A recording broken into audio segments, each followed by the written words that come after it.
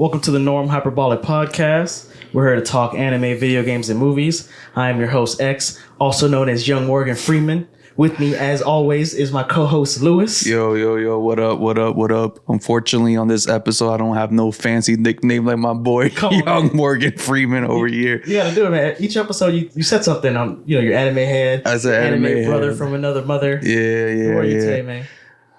Man, who am I today? Damn, What's man. your rap name? We're doing I'm trying to think something right off the dome, but nothing's coming through, man. You're making me nervous. You're putting me on the spot, man. Next episode, I'll come up with something new, all right? Next episode, I got you guys. All right, bet. But go ahead, Young Morgan Freeman. What's up? What's good with you, bro? Episode 6. Episode 6, bro. I'm excited, man. Bro. Once we do enough episodes, I think we'll stop numbering them and naming them. But but it's still it's an accomplishment. I feel like every episode is an accomplishment. No, for sure it is. It's like a stride. It's like a step forward to another beginning or something new. You feel me? So it's exciting, bro. Episode 6. For sure. 6 is unlucky number. Yeah, you're right. Episode 7 is gonna be luckier. That'll be our lucky episode. Lewis will have a rap name. We'll be hitting our stride. Yeah. But yeah. So what's good, bro? What are we talking about today? Let the people know. Today we are combining two of my passions. All right. We are going to be talking about hip hop and anime. The beautiful blend that is hip hop and anime.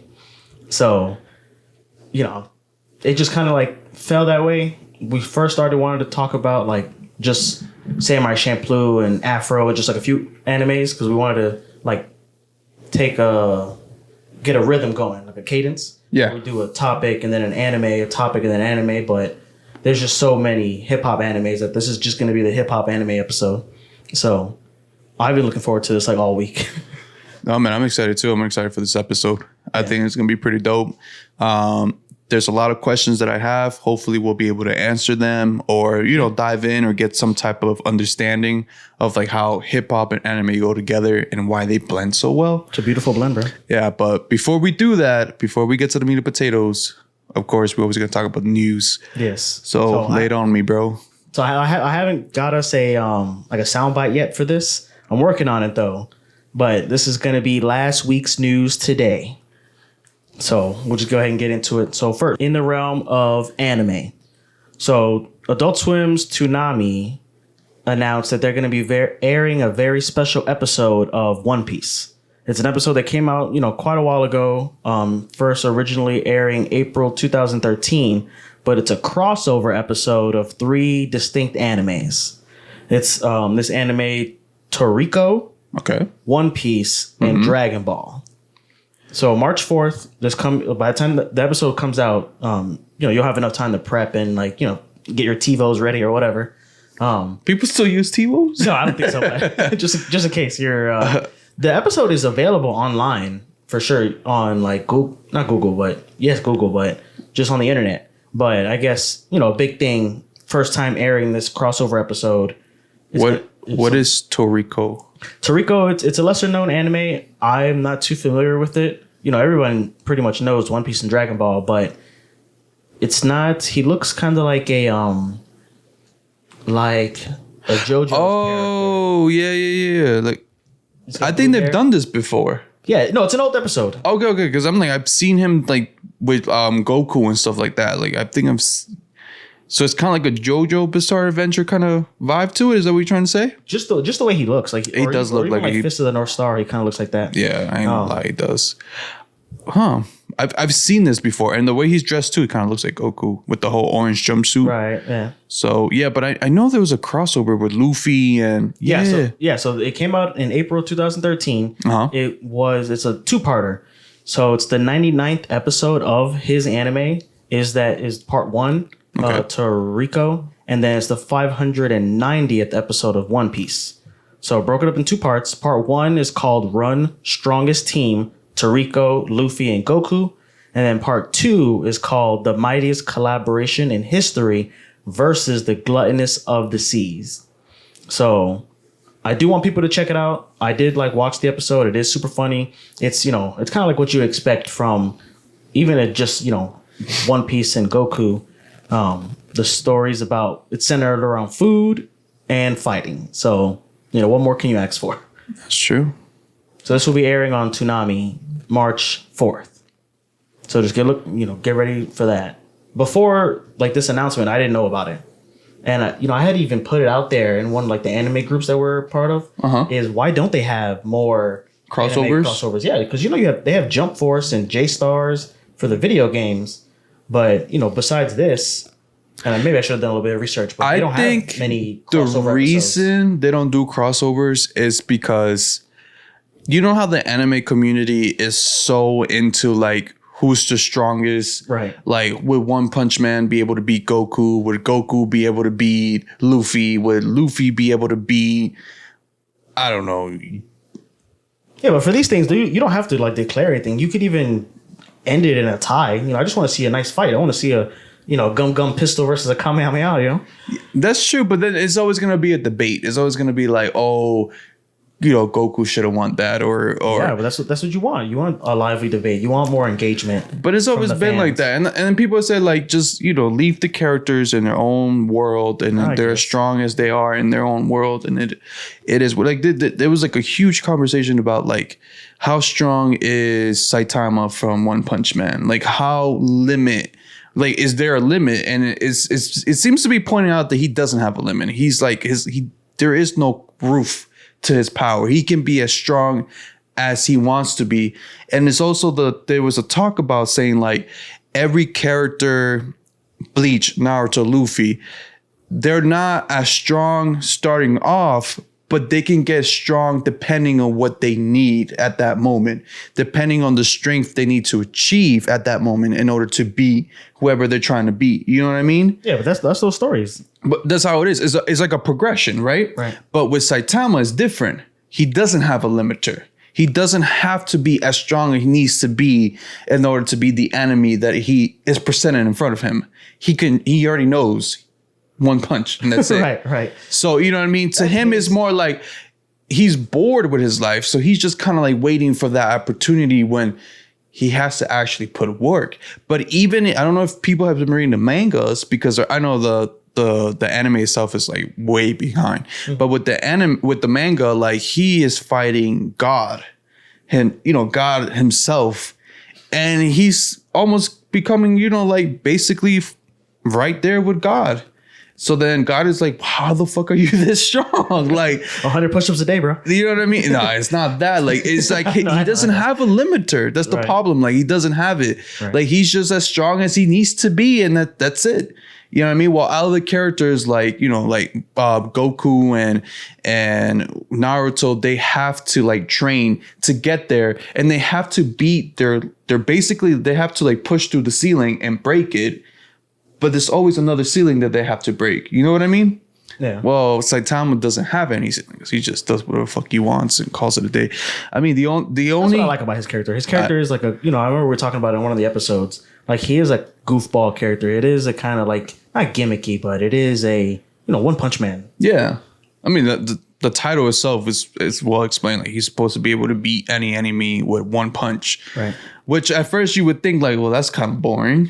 Right. Who wants to see an overpowered character that can literally wipe out anybody in front of them with one punch and then call it a day? That's the beauty of the anime, though. But it is. No. Somehow they managed to make it really good. It's really funny. You like Saitama. You like his personality of he is bored, and he does have this kind of blank expression. Yeah, all the time, because he's just okay.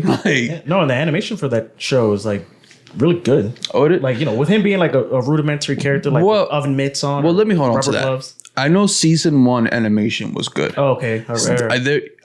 Season 2 was a whole debate because they changed teams. Right. They changed the house that was making it. Right. So the house that I think it was Mad Dog. I can't remember the name of the house that did season 2, but you can definitely see the difference. Yeah. And people were not liking season 2 because of the way the animation looked. But I still watched it. I hope Demon Slayer never changes up animation. I hope not, because it's a good thing that they have going for them is their animation studio. Yeah, they're hard at work. And while we're talking about animation studios, I don't know if people have always heard, but like, you know, they get like really bad rep for they're like overworked Right. and stuff like that. So I want to appreciate them for being able to like supply us with all this anime. So I appreciate you guys, the hard work. I know you guys are, because this is not something that is just like, they do it like in a day and it's like super simple. Like, no, this shit is complex. The drawings, the computer work that goes in it. And they're like, working on it diligently to get that content on for us. You know what I mean? So we appreciate that. And I know that, just making one season is like hours and hours and hours and sweat and just a lot of legwork that is put in just to make that episode. Yeah. So. No, for sure. Definitely. Just bringing awareness out there. Yeah. So definitely check out this episode on Toonami, March 4th. It's a crossover episode. I'm assuming that it's going to be dubbed, but, they might just, because they have the sub already, so they might just do it sub. But, yeah, I'm looking forward to it. In the realm of video games. Video game time. Go ahead, bro. Video game news is always the hardest to pull, man. But basically... Why would you say that? Just because... So there's a bunch of video games that always come out. So I don't want to do any like reviews or hey, this game is because I mean we could not so maybe we could choose like one game and then just review it. Yeah. Okay. So that we would have to plan ahead of time. Yeah. I mean because in the end of the day we are trying to jump into like the gaming territory right, of like YouTube. So that's why I'm trying not to neglect it with the news, but and again, I don't want to just do any random video game. I want to do something not necessarily in regards to anime, but something that we can talk about. Yeah. Kind of like go into. So what I pulled for us here for video games is Diablo 4. They announced that their open beta is coming soon. So if you pre-order the game, you get early access to it March 17th through the 19th. And then the open beta for everybody is going to be from March 24th to the 26th. So... Then the reason I bring it up is because this is a game that I'm going to be playing. So if we start streaming it or whatever, you guys will see me do it on the stream. Oh, you playing this? I do want to play it, yeah. On the PC, right? On the PC. Yeah. Is it only PC? No, I think they have it for PS5 and Xbox, but it is going to be cross-platform too. So if you get it on Xbox, I get it on PS5, we'll be able to play. Oh, okay. But I'm gonna have to check it out, man. It's a dungeon crawler kind of game. I'm down for that. I don't think I'm going to be doing the early access. I'll do the beta for sure, but it's just one of those games that, me and my friends have been playing. We're playing Diablo 3, but you will definitely be hopping on this Diablo 4. I'm trying to convince them to play it, but definitely. They're not convinced? They're hesitant because I guess the launch for Diablo 3 was kind of trash. It's a deep dive, though. Like, I think it's a big commitment. I mean... It is, if you think about it, because like you said, like I feel like this is one of those games that you kind of have to like play every day. You know what I mean? Behind. Yeah, so you don't fall. Like we were talking about this, right? Like it has to be like a consistency. So like like you said, like it's more fun if you play with your friends versus if you being a solo. But I mean, to get everybody on board and be like, hey, every Monday, Wednesday, and Fridays from this time to this time, we're all logged into Diablo. The reason that they don't want or they're hesitant or whatever is because Diablo 3, like when it launched, it had a lot of bugs and a lot of glitches and. Everybody's trying to play the game at the same time. Oh, servers and all that is kind of slow, yeah. Yeah, so they kind of want to wait a little bit before we get it. I got you. Just to see. But besides that, they still play Diablo 3, so, it's also hard for them to convince them to put all this money into a new game that might not be as good as, like, the old game. So, but it is coming out. So if you do like those kind of games, it'll be here for early if you pre-order it, but if you want to just wait a week, like legit just a week, it'll be available for free for the open beta. So, and then kind of like just going through the news right now, which is good. So we can get to the meat and potatoes. But in the realm of movie news, Demon Slayer season 3. Whoop whoop. They will be dropping its first episode early, but only in theaters. So on March 3rd, it's going to be set to release in a theater near you. You can check out it on the Demon Slayer website, Fandango, or pretty much anywhere that you go to book movies. So they are having a showing at the local movie theater where we stay. Online, definitely on the Demon Slayer website, it says it's going to be like a 1 day only event. But at least on our theater, they're going to be playing like all week. But I'm looking forward to it. I'm going to watch it day one. It's going to be it's like 2 hours long. They're going to do 2 episodes from season 2, and then 1 hour long first episode for the new season 3. No, I'm excited, bro. Like I said, in our theater, they're doing it from March 3rd to March 9th with mad showings, like I think 3 or 4 showings a day. And it's Demon Slayer. Yeah. Season 2, episode 10 and episode 11. And then it's just going to be a 1 hour long premiere. Gotta control your breathing, bro. Yes. Water style. Yeah, Demon Slayer, bro. I'm excited, man. So if you aren't able to, to watch it at your theater or whatever, Demon Slayer also has a spin-off show that's currently streaming on Crunchyroll. It's a 7-part short series. It just has like the cast, like kind of like in high school, like a junior high school kind of thing. Oh, it's kind of like those kind of gag memes. Yeah, I mean, it looks fun. And it's true to the show. They bring in elements of the show. It's kind of like, I don't know if you've seen like Rock Lee, like the Chibi Naruto. Yeah, spin-off. I know what you're talking about. Yeah, that's the vibes of. That was exactly the vibes that I was thinking about. I haven't seen it yet. Yeah, no, it looks funny. Like, being honest, I don't think I'm gonna watch it because Demon Slayer has some humor in it. Oh yeah, with like Zenitsu and what's the other one? The boar guy. Pretty boy. Pretty boy. I can't remember his name, but yeah, I know what you're talking about. Draw a blank. But yeah, those 2 characters are definitely in it. And Tanjiro and his sister. But if you aren't able to get it to your theaters to see it, it is going to be releasing in April. So, you can just wait a month. So you guys have 2 options. Either wait till April and watch it on your comfort of your own house. Right. Or you can petition to your local movie theaters and be like, why did you not drop this, bro? Yeah, they should. The way it was making it seem like, yes, it's going to be like in every theater, kind of like Mugen Train. Yeah. It's not like a special once in a lifetime, because usually it'll only release to this one theater that does that. But they got it at like, multiple theaters. So, but still, if they don't have it in your local movie theaters, petition. Be like, you guys need to start dropping some anime here. Yeah. You know what I mean? Or if you want to watch it for free, because, it like if you don't want to pay for it, because it's only 1 episode. But it's an hour long, And what better way to watch it in a big ass movie theater with some popcorn, and you're surrounded by a bunch of people that are also into Demon Slayer. Right. Some of them might be cosplaying while they're in there. Yeah. Take pictures with them, support the cause. Yeah, I'll be repping some of our, soon to be merch. Oh, that'd be dope. Right? Yeah, bro. Right. Yeah, pass out cards, man. Pass out cards. Let them know. We're going to be putting it on the Facebook too. So whenever we are going to go, if you guys want to go with us. If you see anybody cosplay, take pictures with them and we'll post it on Instagram, bro. Yeah, for sure. But yeah, so that's in the realm of movies. So kind of flying through this. So I remember last time, and this is like, for the podcast and for the video version.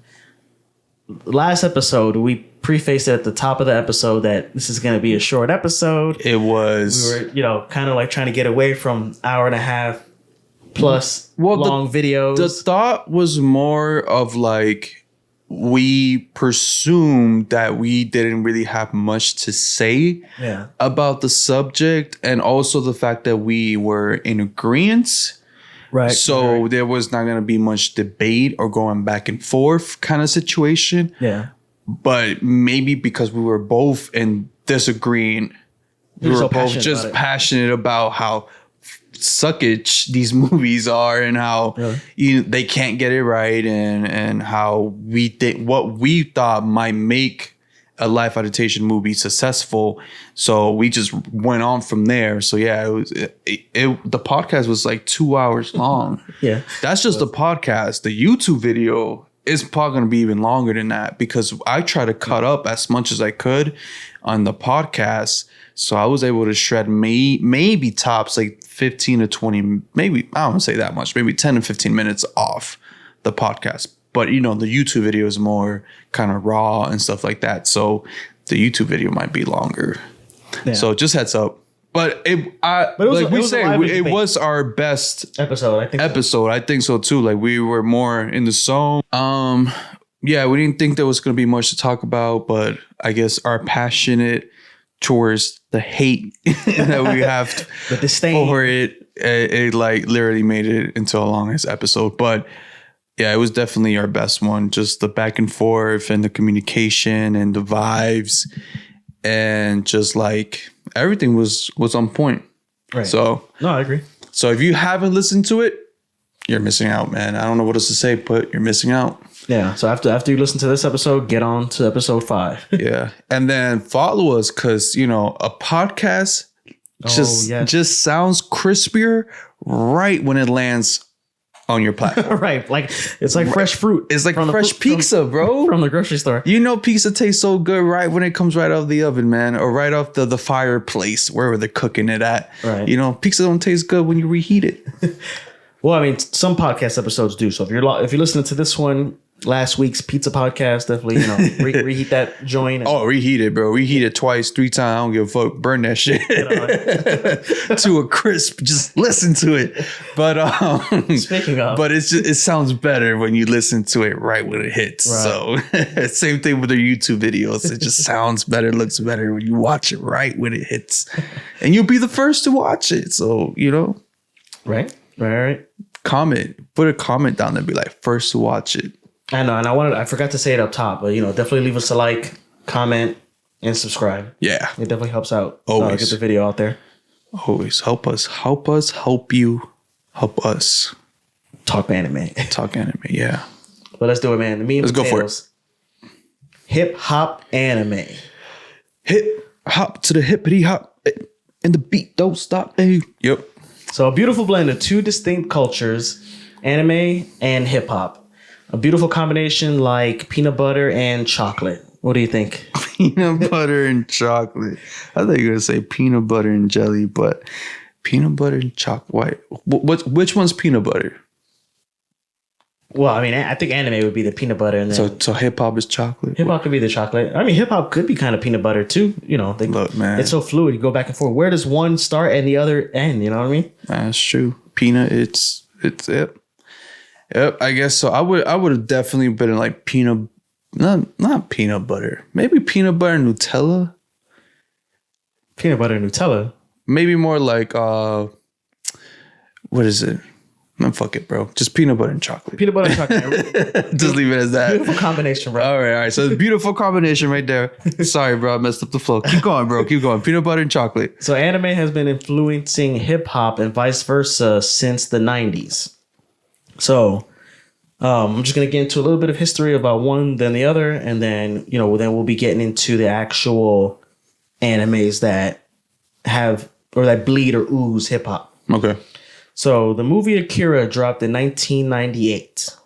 Akira, yeah. Oh, yeah. One of the best movies. Move your head, best, bro. One of the best anime movies. Yep, there you go. You know, of all time. Akira. Yep. Akira.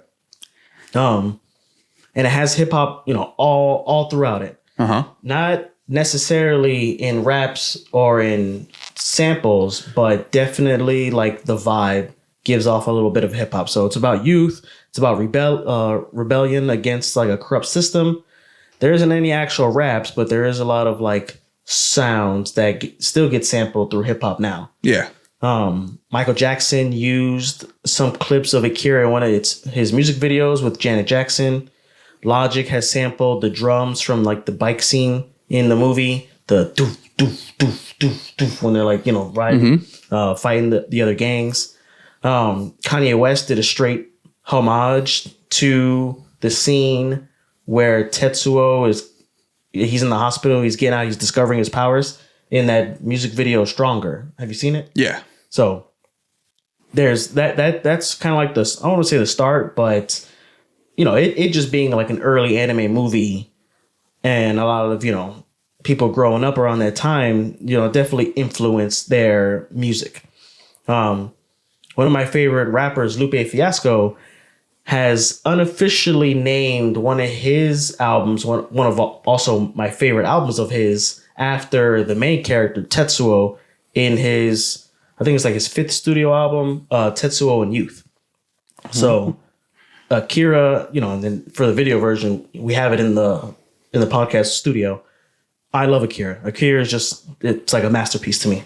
No, but like that you mentioned that it's not just like anime adopting hip hop. Right. It's also hip hop adapting anime, because you do hear like a lot of references to Dragon Ball, especially in your favorite rappers such as Lil Uzi. I feel like it's becoming more known through this new generation of rappers, like younger rappers now, like Juice WRLD. I think he mentions a little bit about anime, or sometimes even their album cover is kind of like anime related. I've seen a couple of that like flow around. So so a lot of rappers want to be a Super Saiyan, That's true. It's just like I don't think there's nothing wrong with anime either. It's like when you watch a dope anime, it's dope, and it is what it is. And then like it's to like anime influence you in the sense of like maybe the way you rap, your lyrics, or maybe the way you dress, because some anime characters, they dress pretty dope.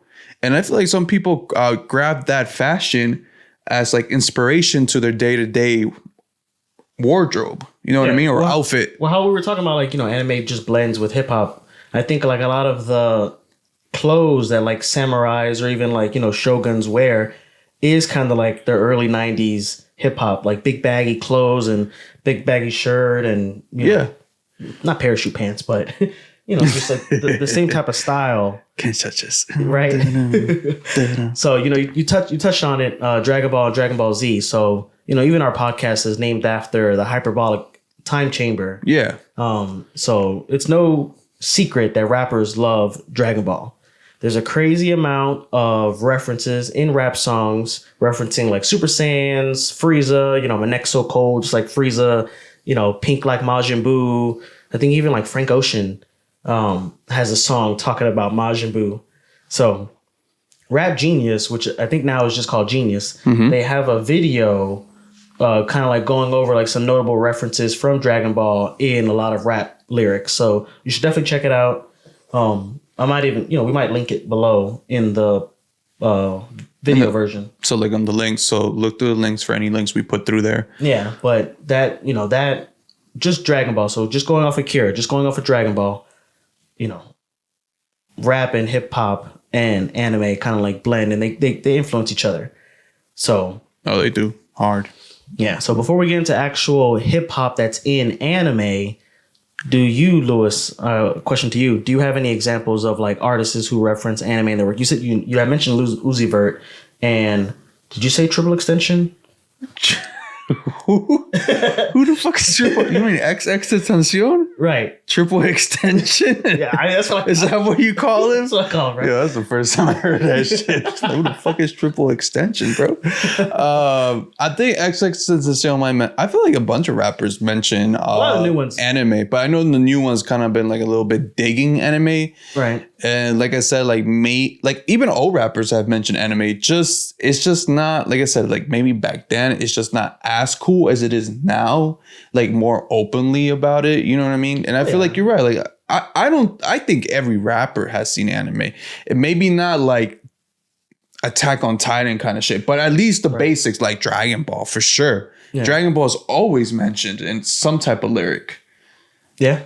Yeah. And then you mentioned about Akira. So like that's another thing in there too. So I mean, there's not like, I can't think of like any specific rapper that just raps about anime, but like even if I used to have a playlist of like, there was one rapper that rapped about Bakugo from My Hero? My Hero Academia. Yeah, he did like a whole song about him. Really? Yeah. Oh, wow, yeah, I gotta look up the rapper's name. I can't remember it. I might just throw his name like right here. Right here. Yeah, right there. We'll throw the name right there. For the people on the podcast, it's gonna be on the YouTube. I just can't remember the name. So, but he did like a whole rap about that. So I thought it was pretty cool. And then the beat was fire. He's a new rapper, probably. I don't think he's new. This song is pretty old though. It's been like maybe two years ago. Okay. That I had this playlist. Maybe a year ago or two or 1 year ago, but it's dope. And like, if you really look for like anime rappers or like just people rapping, because it's not just American, it's also like people in the UK they love rapping about like Dragon Ball Z and all that shit. Yeah. Oh, okay. Yeah. You know, what's that? The music that they sing over there is called drill. Drill music. Drill music. Yeah. Like their type of rap is drill, I think. Okay. I've heard them mention like anime. You know, and I think that's just a thing.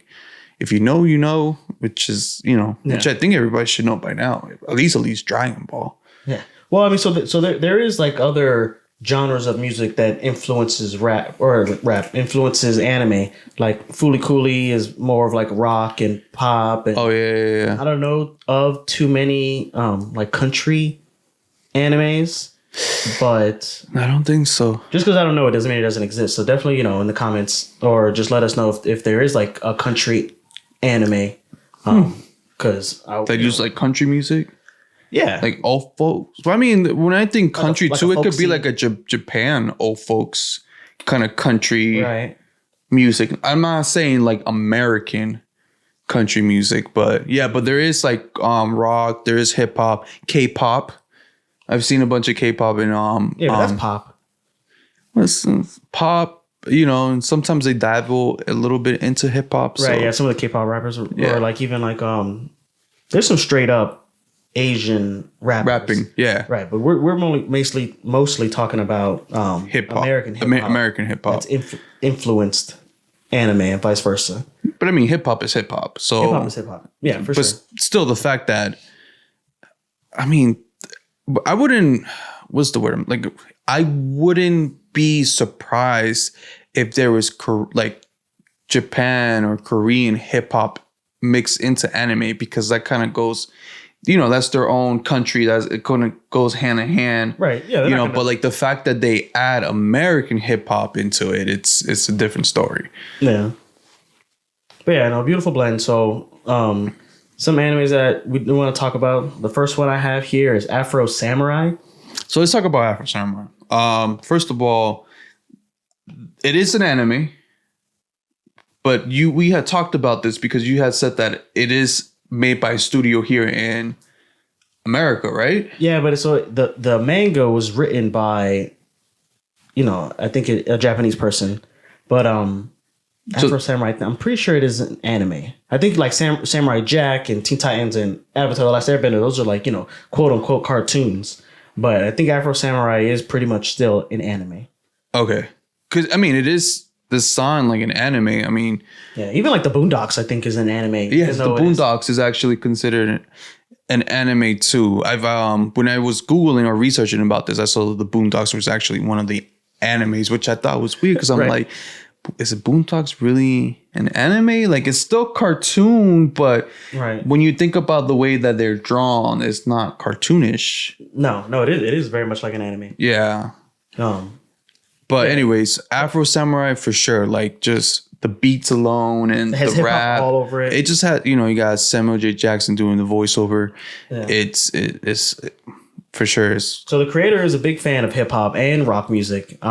Definitely artistically, Afro Samurai has a lot of hip hop all over it. It doesn't stop at his big ass afro. It is like a lot of the characters. I think there's like the brothers, like Brother 3 is like always having headphones on, and there's like dice games. And, oh yeah, there's like there's got the little dice in there, man. Ooh, come at me, bro. You want me to take your money? They took it a step further in the actual anime by infusing actual hip hop tracks. They have RZA from the Wu-Tang Clan that produced like practically all of the soundtrack, songs. right? Yeah, for both almost the main and the movie. The Restoration, right? Afro Samurai Restoration. Right. Yeah. And Wu-Tang kind of like they didn't talk too Wu-Tang is actually big in anime too. They're big into just Japanese culture, like in general. Kung fu movies and things like that. Who's the Lee? Bruce Lee. Bruce Lee, yeah. Bruce Lee is like very inspired in hip hop too. The whole karate thing. Yeah. Like Wu-Tang is very big in karate and like just Japanese culture. Yeah. All of it. So it doesn't stop there for Afro Samurai. Afro Samurai is one of my favorites. I think it is kind of like not let down by its short run, but it's only 5 episodes. But I think Afro Samurai is one of those animes that they had a beginning and they had an end. Yeah, but Because it was so short, like not even 10 episodes. I know, but it's just a beginning and end. And I mean, it's like when I finished watching it, it wasn't like I was left wanting more, if that makes sense. I was actually pleased with the end. Like I was pleased with the whole thing. Like I felt like it's easy to watch. It was digestible. It was fun. I loved the vibes. I loved the soundtrack that they were using for like, you know, when he was just walking through or the fight scenes or, you know, whatever it was. Like, I think one of my favorite fight scenes from there was actually when he goes inside the town and I think they're doing like a little music festival. Yeah, that's in the movie. Yeah. Oh, that was the movie? Yeah. Yeah. So that was like my favorite part. And then they were just like fighting. And then the DJ was playing the songs and he was trying to go with the vibe of the fight kind of thing. So I thought it was pretty dope. I have that soundtrack on vinyl. I mean, it's not just hip hop either. Like when when the show starts, it's Afro's dad versus Justice. Yeah. So when they play the song for Justice, it's kind of like rock and it's kind of like not heavy metal, but it's kind of like, you know, hardcore. Because that's the way Justice is kind of like like a cowboy. Right, he's got the cowboy hat, gunslinger. Yeah. And then his dad is jazz. So it's where jazz meets rock, and then that's where, you know, hip hop kind of the drums and the jazz, the trumpets and all that kind of vibes go with it. Yeah, well, that makes sense actually. I kind of like that. Yeah, man, I wish they would bring it back because I know Samuel L. Jackson would definitely do it again. You know that? He definitely would, man. He'll. Yeah. I mean, you are young man Freeman, so I'm assuming you guys go hand in hand. So if you think he'll hop in it, man. I mean, he's a big time nerd. You know, how many freaking Avengers movies is he gonna do and continues to do? You know, he's in more movies than Robert Downey Jr. as Iron Man. I mean, but he does play like a small role. It's not like he's the main character. No, in the Marvel. I'm talking about like in the Marvel. Right. I mean, he kind of put that team together in the movies. Yeah, well, that's true. But one of my favorites. If they brought it back, I wouldn't be mad. The only way I see them bringing it back is if they move. What was Afro Samurai's main name? Was it just Afro Samurai? Just Afro, yeah. His first name was Afro. Yeah, okay. So having Afro, if they brought it back, I would just see Afro being kind of like second character. To who? To that kid that he gave the number 2 headband. Oh, the bald kid? Yeah, because it's like it's a circle. Right. You know what I mean? His father got killed in front by number 1 or by number 2 taking the number 1. And he got to see that in person. So the whole revenge came from there. So then him killing I don't think it was his father, but it was like his father figure. Right. You know what I mean? That kid's father figure. Again, him being number 2 or him being number 1. And then Afro having number 2, killing him, becoming number 1, and then giving him number 2. I guess. That's the whole circle. Yeah. So I can see like him and then Afro being like, you know, chilling right now because nobody can touch him unless you got the number 2. So he's kind of be chilling. And then, of course, the little kid is going to grow up to hate him. Right. And want revenge. They kind of set that up in the movie, too. Like, here, you know, come see me when you're yeah, exactly. That's what he said. Like, come see me when you're ready. Right. So, and it was the same thing that Justice said to him. Come see me when you're ready. And Justice was literally sitting in a throne. Right. Waiting. You know what I mean? For many years, just waiting for the next number 2 to basically take him on. I would presume, though, having number 1 headband would be boring as fuck, though. Think about it. The number 1, everybody trying to fight you. Or no, I guess but that's the thing. Not everybody's trying to fight you. Only the person who has number 2 can fight you.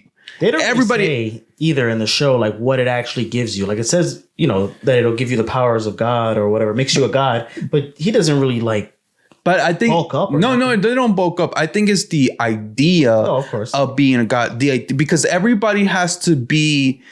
They have to follow that law. Like everybody has to be in the same page of like, it's kind of like a religion in a way. Like number 1, you can't touch him unless you abide by these rules. Right. Now it never explains like what happens if you go fight number 1 without having the number 2 headband.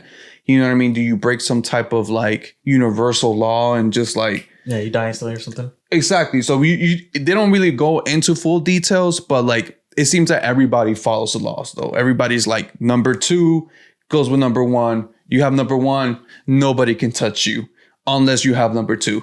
Right. That's it. So that's what I'm saying. Like, I would feel like having number 1 would be boring because you kind of like reach the top now. So now you're just chilling. And that's what Justice did the whole time. Yeah. He didn't do much after that. After he killed his Afro's dad, he was just chilling, waiting for somebody to challenge him. Yeah. And that took forever because, again, being number 2, you're basically, that's up for grabs. That's anybody can come get that. Yeah, pretty much. Anybody can come get that smoke. You know what I mean? One of my favorite rappers, Andre 3000, he actually says, I think in an interview, that he'd rather be number 2 than number 1 because number 1 is boring because then you have nowhere to go. But he'd rather be number 2 and everyone knows he should be number 1. And that's, that's his kind of like, competitive nature.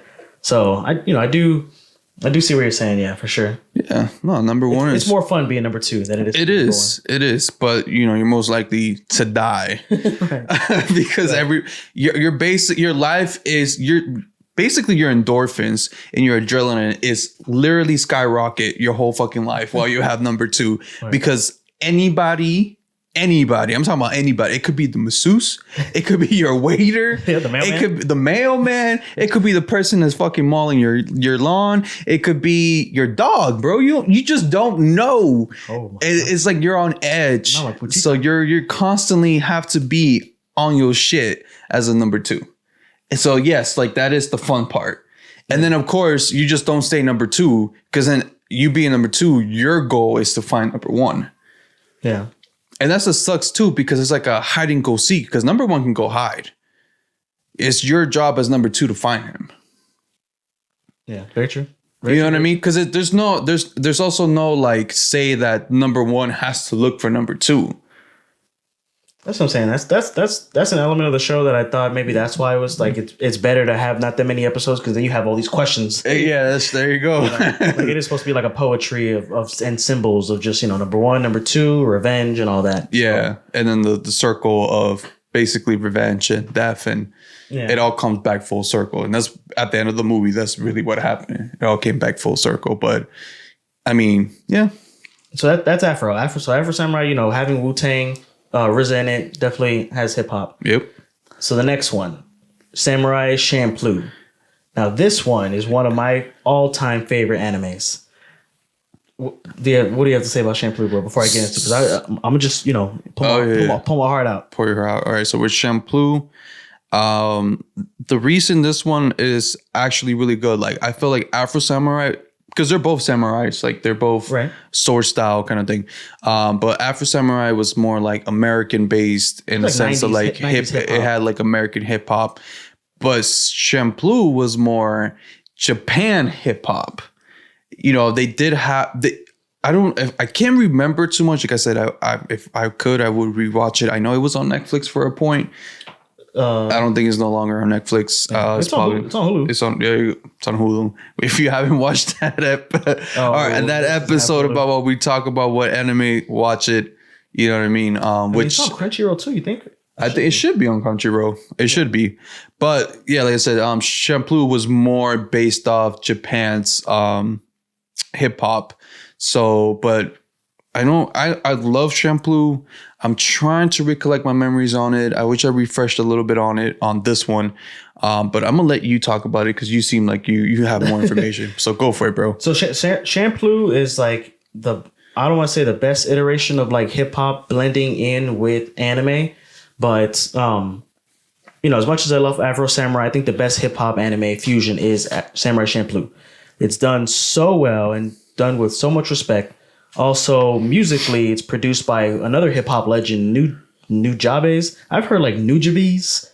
I think it's Nujabes, right? Nujabes, I think so. So Nujabes, whatever. So artistically, sonically, and even story wise, there's hip hop all over it. So there aren't many like actually black and brown characters in the story, but you don't necessarily need Black people to pay homage to hip hop, or hip hop, dark skinned character. Yeah, like the darkest skinned character there is like Mugen, and he's Asian, but he comes from like these like Ryoku Islands or whatever. And there's no actual. I think we talked about it earlier. There's no actual rap. There's like one episode where they have some people who are like freestyling, but there's no actual rap. It's more beats. It's more beats, and there's some graffiti, jazz. Yeah, And jazz. and then the way Mugen fights, it's like a breakdancing yes, kind of B-boy. style. Yeah, b-boy kind of style. freestyle, just whatever he can think, like being like real improvised. I will say there's a case to be made, and I don't, I am on the other side of this. Like I don't believe this, but where Samurai Champloo is like appropriating hip hop, but with Wu-Tang, no one ever accused Wu-Tang of appropriating Japanese culture. So I don't think that's even like a thing. I just brought it up, but like, that's something you don't even need to like consider, because it is very respectful to hip hop. Well, hip hop in the sense of Japan, that's what I'm trying to say. Like, it's not, when people think hip hop, people just think American hip hop, but there is other countries. It started in New York. Yeah, it started there, but I'm just saying, like, everybody has their own variation of hip hop, and every country has their own variation of hip hop. Just like we have variation of pop, they have their what was it called? K-pop. K-pop. Well, pop just means popular music. It means like, there's bubblegum pop, and then there's like Taylor Swift pop, but it's all different varieties. I mean, it's in the end of the day, it's still music. Like I'm not gonna be like, oh, because he's from Korea, or he's from Japan, or he's from China. Right. He's a worse rapper, or he's worse lyrically, or he because can't do rap. Oh, he can't do rap, right? Because that's just an American thing, and that's only not just an American thing. That's only African American. Right. You know what I mean? Like we do have white rappers, so why can we not have Korean rappers or Japanese rappers or Chinese rappers? Yeah, no, it's all about what's good, and you know what I mean? Champloo is good, and New Job is good. Like you said, Mugen's fighting style is more of like b-boy freestyle breakdancing. Mm-hmm. His attitude towards authority and rebelling against the system that's not really designed with him in mind screams hip hop. Yeah, you find out more about all of that during his backstory episode, where they go into like why he is so ruthless, and it's almost like in the same vein as like Cowboy Bebop, where they just have these characters together, and then through the story, that's where you find out the backstory. He has like a very can't trust these hoes ain't loyal attitude. Yeah, like permeates in that's where hip hop has been like the target of like misogyny and like homophobia. So, not saying that that's a good thing, but definitely you see it in Mugen. So, and then even trust these hoes. if you see, I beg you to rewatch it. Right? I need to rewatch it. It's been a while, bro, and I love that. I love that show. I love it, and I love the intro. Yeah. The intro is no, what is it? Battle Cry. Yeah, Battle Cry. That's so fire. I love the intro, man. I love that show. I can't, man. It's one of my favorites, actually.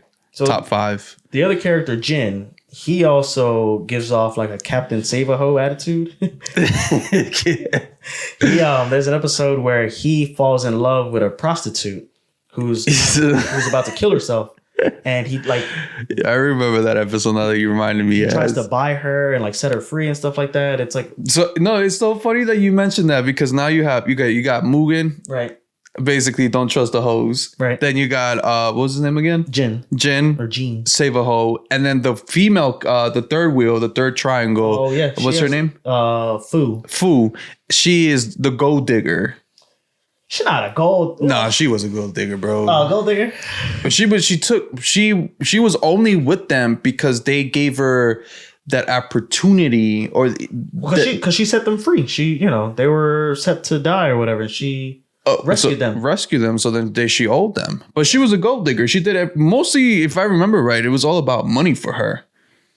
Well, because they were broke all the time. They didn't have any jobs. Like, this is part of. I know, but like that. She did anything she could when it came to money and food. Right, and food. I mean, you too. What do you mean? I mean, but she, right, if you think about it, like Mugen didn't give a fuck. Right. This other nigga just need to save hoes. He wanted, yeah, right. I don't understand that thought process though. Like, I need to save this prostitute. Like, because he's driven by honor. He's driven by honor and respect. So what's I get it, but it's just that process. Like, if you're a prostitute, then He didn't know that's she was a prostitute at first. that's the life choice you chose. No, she was only doing that because her husband. Because I mean, like the only way to save a hoe or a stripper technically is through money, bro. She's not a stripper, she's a prostitute. Or whatever this is, stripper, hoe, prostitute is through money. Right. That's the only way to save. I mean, you could be the most loyal guy in the world, but there's a reason why they're doing what they're doing. It's because of money. But she didn't want to. But you just said she owed, or they owed, or her family owed, or whatever the situation was. Yeah, she was paying off her husband's debt. This is like this is way back in the day. But it's money. Right. So if my boy, that's why she was gonna kill herself. She didn't care about the money. She just wanted to be gone or rid of this. It's just, I don't know, man. It's just like Afro Samurai. You know how that girl that saved him is supposed to be like kind of like help him heal, right? And she was ended up being an assassin, right? I remember. But my boy was giving her the D straight pipe. You know what I'm talking about? No, none. Right. Just there's some R&B too in Afro Samurai. You know what I'm talking about? And you know she was about to get him. But my boy laid down the D, he laid down the pipe, you know what I mean? She's like, I'll kill him tomorrow. I'll kill him in the morning. She had to overthink it. she said, maybe not tonight. Not tonight. Well, there's also an element of, Samurai Champloo where, she's looking for the samurai who smells of sunflowers, which gives off like a very, my dad abandoned me kind of thing, which is also an element of hip hop. With a lot of hip hop rappers, at least in the early days. First of all, I think that's a huge element to any anime. I know, we talked about it in the Full Metal episode. I don't know what it is. Something about dads leaving their kids is also a thing in Japan. Yeah, but I don't think maybe I don't know. I might be misspeaking here or like. Yeah. But maybe that is a thing in Japan. Maybe dad's going out to get.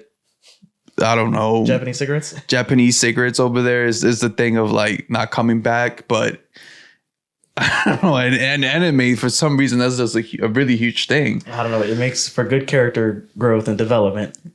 Oh, damn, man. It's just funny, though. But it's funny. But yeah, keep going on, bro. So Champloo is just great. Champloo is like, one of my favorite animes of all time. And it is just like the epitome of a beautiful blend of hip hop and anime. Yeah. Throw away any talks or thoughts of like appropriation. And I think you have a beautiful, beautiful anime. And it's short. It's like 20 something episodes. One season, digestible, has a beginning, middle, and end. And done. One and done. One and done. That's it. I really could talk about Champloo all day, but if they would have made a season 2, or if they decided to like make a spin-off of it, you think it would hit? No. And that's why I don't want to be a hater. I don't want to be, Mr. Contrarian or whatever. Because that's what I'm saying, man. When there's those animes that have beginning, middle, end, that's it. Like you adding more to it, it's just like those movies. I feel like Taken 1, 2, and 3. Yeah, like not just Taken, just like I'm trying to think like Jumanji. Okay, like they did Jumanji. Mm-hmm. It was cool and everything, but then they had to do a spin-off with The Rock and Kevin Hart. Not to say that it wasn't a good movie. I thought it was funny because I think the duel between Kevin Hart and The Rock is actually pretty good. Like the humor is funny, but like, was it needed? We needed Jumanji, bro. Did we needed another like a spin-up or a remake of Jumanji? I don't think so. I didn't feel like we needed it. I at no point I was like, damn, I hope they bring back Jumanji. Shit, I haven't. Like, nah, that never crossed my mind. Right, but that's a big story that does not that it doesn't have to do with the first one, but they take elements of the first one. Okay, so to your question, if they do Champloo again, are they going to bring back Mugen, Jin, and Fu, or what's the point? Or are they going to just do another hip hop samurai anime? At this point, if you're gonna do another hip hop samurai anime, you might as just do something unique, new, that has nothing to do with Champloo. Champloo stands on his own and has always just stand on his own. It doesn't need a remake. It doesn't need, you know what I mean, a season 2, or it just doesn't need it. It's done and over with, and everybody loves it because it's done and over with. Yep. And then if you love it that much, you just rewatch it. Right. You know what I mean? Right. It's done. That's it. So like that's what I'm trying to say. Like some shit, it's just done. Leave it alone. You don't have to retouch it. Let it rest. Let it rest. Let it. You know what I mean? Exactly. Yeah. No, but Champloo's great. I definitely recommend it. I recommend it over everything, man. So, What's the next one? The next one we have is Devilman Crybaby. Devilman. So this one, if I remember right, it wasn't like all hip hop. No. But there were some characters that did. Again, like there was characters that love hip hop, but again, it was like Korean, Japan, or China kind of hip hop vibes. Well, no, so because they have the season. It's on Netflix. Devilman Crybaby. It's a Netflix original. They have it subbed and dubbed. Obviously, dubbed is the original language, so when they do rap in it, they're rapping in Japanese. But if you watch it in English, they rap in English. Yeah. So there's a lot of scenes of actual rappers freestyling throughout the series, sometimes actually summarizing what's going on in the story. Like, yo, you heard there's a devil man. He's killing devils. There's a rap that this guy does in one of the episodes to one of his shorties.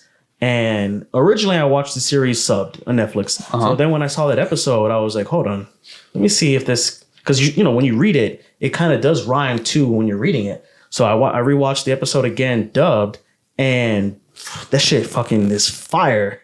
Yeah? Yes, man. It's fire in English and in Japanese. Because, you know, like I said, they rap in Japanese throughout the thing. And you can kind of like hear like the flow and the rhythm. Da-da-ba-doo, da-da-ba-da-ba-da-boo. You know, like, you know. Yeah, I know, bro. I know. But you can hear the rhythm. You try, bro. I feel you. No, I get you. We're gonna edit that out, man.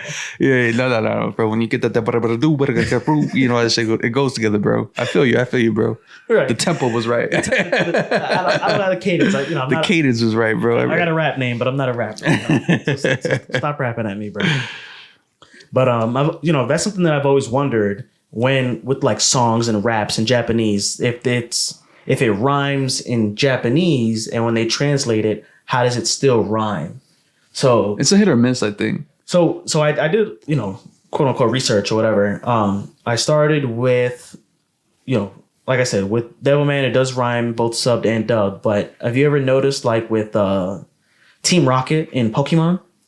Prepare for trouble! Make it double! To protect the world from devastation. To unite all peoples within our nation. To denounce the evils of truth and love. To extend our reach to the stars above. Jesse! James! How when Team Rocket comes, it's, prepare for trouble, make it double. Oh, yeah. They try to rhyme with it a little bit. Right. No, that whole thing is a rhyme. Yeah. To unite all people within our nation. Oh, man, I'm drawing a blank on the thing. To the stars and... You got me. I haven't watched strip Pokemon in the longest, bro. But no.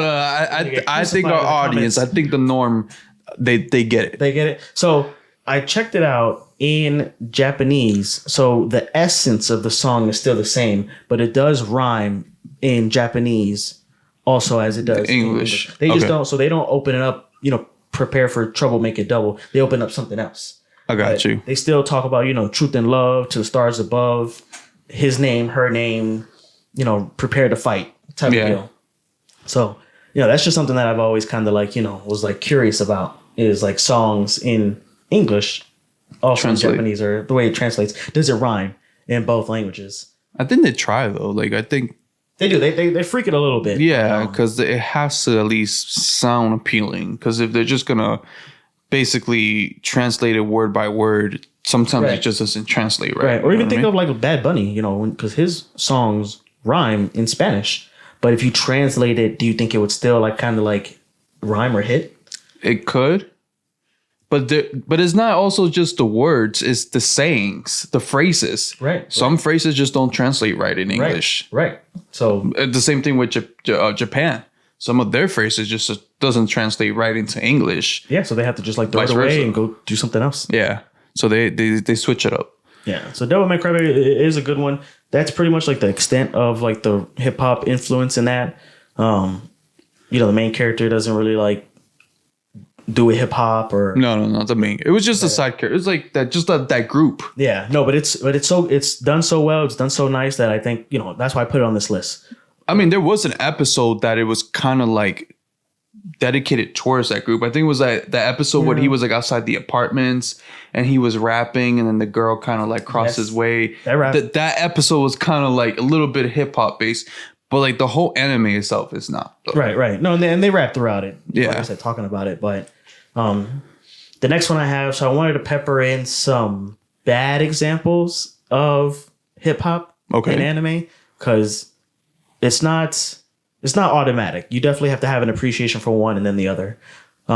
There's this anime that I was doing research on. I even posted it on the Facebook group about like this anime that I completely went under my radar. It's called Tokyo Tribe. I've heard of it when I was doing my research. I think I've seen it. I've never seen the episode, so I'm gonna leave this one all to you, bro. So it's called Tokyo Tribe, or in Japan they call it Tokyo Tribe 2. You know, it's not a sequel or nothing like that. They just call it like that. I don't know why. I didn't hear about it until this week, and then somebody, like I said, I posted on the Facebook group, and then somebody commented. Apocalyptic Head said that there's a lot of sex and a lot of violence. So sex and violence automatically means hip hop? No, so if you see it, okay, it's definitely hip hop. Like the creators definitely love hip hop, but that's what I'm saying. Like sex and violence, that's not hip hop. Like sure, sex and violence is everywhere. Sex and violence can be anything. Right. Hip hop, rap, country, pop. Right. So you know what I mean. So I think that's the extent. But the first episode I did check it out. The main character is like playing Grand Theft Auto Vice City, like legit. He's playing Grand Theft Auto Vice City, and he's talking on the phone with a friend of his, talking about how he just got fired and what is he gonna do or whatever. His room has a lot of hip hop in it, and there's a lot of direct references to hip hop. Mm-hmm. He pulls up like a CD for some song or whatever, and it's like a legit. Because you know how sometimes in shows they'll do like a not a spinoff, but like a fake Lil Wayne or a fake Chance the Rapper. Yeah. Or like their version of like Miley Cyrus or, you know, whoever's hot. This is like, no, legit. Like this is like for real a hip hop album cover that they have in there. I wasn't really captured by it. It looks like hip hop, but I don't know. The opening scene also has like a thing with that's similar to Akira. Where the main guy is driving and then like he's getting accosted by these two members of like a rival gang on bikes that are like trying to fuck up his car. And, you know, it has like in Akira, they have like when the cars dip in and out or the motorcycles, they have like the light sheen that kind of like goes off. So there's kind of that in it. So you can tell that whoever created this Tokyo Tribe likes hip hop. But, you know, I saw the full first episode in its entirety and I didn't really like it. So this was a good example to me of hip hop and anime that doesn't really blend so well. And maybe it's good. Maybe people like it. If you like it, let me know. Let us know. I do want to know about it. But this one missed the mark for me. So you saw like how many episodes did you see? Just the first episode. Just the first, but just didn't grab your attention. No. All right. I don't want to say not at all, but. Not in the slightest. Yeah. I mean, not all animes for everybody. You know, there's certain animes that do grab certain criteria of people. Yeah. So, you know, just because X doesn't like it or Young Money Morgan Freeman over here doesn't like it, right, doesn't mean that there's not a group of people that do like it. So, but there's one that actually catches my eye on this list. And it's the next one on the list, Megalobox. Megalobox, go ahead. Yo, so when I saw this one, I thought it was dope as hell. Like, I love the animation. I love the music, the soundtrack, the whole vibe. Like, he has a motorcycle. He just, you know, the whole boxing scene, which boxing is, it's more of a, I want to say boxing is an international sport, for sure. Boxing is a competitive sport. Which I think also like hip hop is. Yes. But like when you think boxing, you know, you can also think like Mike Tyson, Muhammad Ali. Who else is Mayweather. These are hip hop people though, I think. Exactly, right? So that's when you think boxing, sometimes, you know, I think like that. The footwork. You know, they're playing some shit like Creed. Right. You know what I mean? Right. Yeah, I think hip hop. You know what I mean? But you also got boxing for Latinos, so I also think Spanish music. For sure. But you know what I mean? But this one's more based like got a little hip hop vibe, it got a little swagger to it. You know what I'm talking about? My boy walks with a little lean, when he walks. You know what I mean? He got the 1, 2, 3 step. Yeah, you know what I mean? He's a junk dog, you know. It was dope. Like I loved it. Like the whole vibe was crazy. I think I even told you about it. I was like, yo, you need to hop on this one. You put me onto Megalobox. It was like the moment I saw even the artwork for it, I was like, bro, this shit. Yeah, because he has like graffiti all over his like gear. Yeah. Yeah, the main it was character dope. I really like. So I think this main character looks a lot like me. So Oh yeah, I forgot. Yeah, you did mention that. He looks just. So I'm he was gonna like- pull it. Oh man, pull it up. I'm gonna pull it up right here. on the YouTube. So he has like scratches on his face. He has like the curly hair. It's kind of throwing. He kind of looks like dirty. And, you know, this is not an endorsement of myself either. But, My boy, as dirty as he gets, bro. you know, so I don't know. Only for a year, but I'm getting back into boxing myself because I used to box growing up. It was only for a year that I boxed, but you know, my son wants to get back into boxing, so all the things that I remember, I'm like teaching him, and you know, I might even like throw some YouTubes on there, and you know, have us box each other or whatever. But definitely, Megalobox is one that has hip hop. It's kind of like in the background. It's not as in the forefront as Champloo and Afro Samurai, you know, or even Devilman, where they have like straight up rapping scenes. But you know, there's an element of it. The element, yeah. It's not like straight up hip hop right away. There's an element to it, the vibes that it gives Right. of the show. You know, they do play some like kind of like jazz, some hip hop, some drums every once in a while. Right. But just the vibe you get it from it, you are like, even looking at the cover art, you're like, I feel like this has like a hip hop vibe to Well, it. yeah, it's got graffiti all over his. And it's not just that too, because it's not the main character in this movie is not white. Right. He's Right. definitely not white. He's a lot of the characters. mixed. Like his skin color is brown. Like you say, he got the fro going on. Like he just looks like He's a stray dog. That's what they call him junk dog or whatever. yeah. And it is an element of like not rags to riches, but where he's, you know, Coming up. lower class and coming up, and they kind of Yeah. look down on him. And you know, it's not regular boxing in this anime. It's you have like gear. So his gimmick is that he's fighting these professional megaloboxers without any gear. That have money. That have money. So That have money, you know, so they can afford this top-notch gear, Right. Whatever's new current technology, and he's using scrap pieces. Right, yeah. But at the end of the day, boxing is technique. Like the whole gear thing is just to give them like a little edge.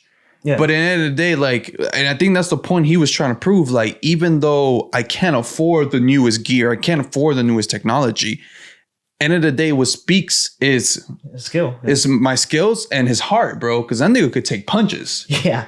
He had to take punches, like, because again, like his gear is not the best. Like some of the gears make their punches a little bit more faster, Right. Or they're able to dodge a little bit better. Or I think Right. even their gear had like a program that like maybe helped them actually get better at boxing. Yeah. But his mentality was like, no, it's my skills. I don't need this to like help me get better. I'm better because of me, but I need the gear because I guess it's like part of the protocol of the boxing. Because you do need something to catch up. And, you know, I think that also is an element of hip hop where, you know, even if you do have a flashy chain and a nice, you know, fresh Adidas or whatever, a nice hoodie and shit like that, you know, if you're whack, You're whack. you're whack. You're So- whack. No matter, it's like those upcoming rappers were like, which one's Little Sanny? Little Sanex or whatever the hell he was called. Right. Like he came up and he dropped or Little Pump. Lil Pump. You know what I mean? These are the rappers that's what I'm saying. Like they might come up, okay, now they got Gucci money. Gang, everything. So then they're gonna start dropping like or just even presenting themselves like, I got money, I got chains, I got grills, I got cars, I got bitches, whatever. But even though that plays a small part in hip hop, because technically like Right. that's a little bit of hip hop in there, whatever, having money, having bitches, you know, flaunting your money, having these outrageous chains and blah, blah, blah, and so on, so on. But at the end of the day, like I said, like him having the gear on, it's all cool and everything, but it all falls down to skills. Just like my boy said in that song 1982, J. Cole. 1985. 1985, J. Cole, you know what I'm talking about? He spoke the truth. At the end of the day, like you could be flashy, you could be current, you can be jumping in the bandwagon, Right. Like you whatever. But at the end of the day, it comes down to skills, bro. It comes down to the nitty gritty. Can you rap or can you not? Can you box or can you not? Can Exactly. And that's what Megalobox. Can you fight or can you not? Just because you have the best gear or the most, the most expensive shit and it's going to aid you. But at the end of the day, if you can't fight, you can't fight. You know what I mean? End of the day, it's about the work you put in, the experience you get.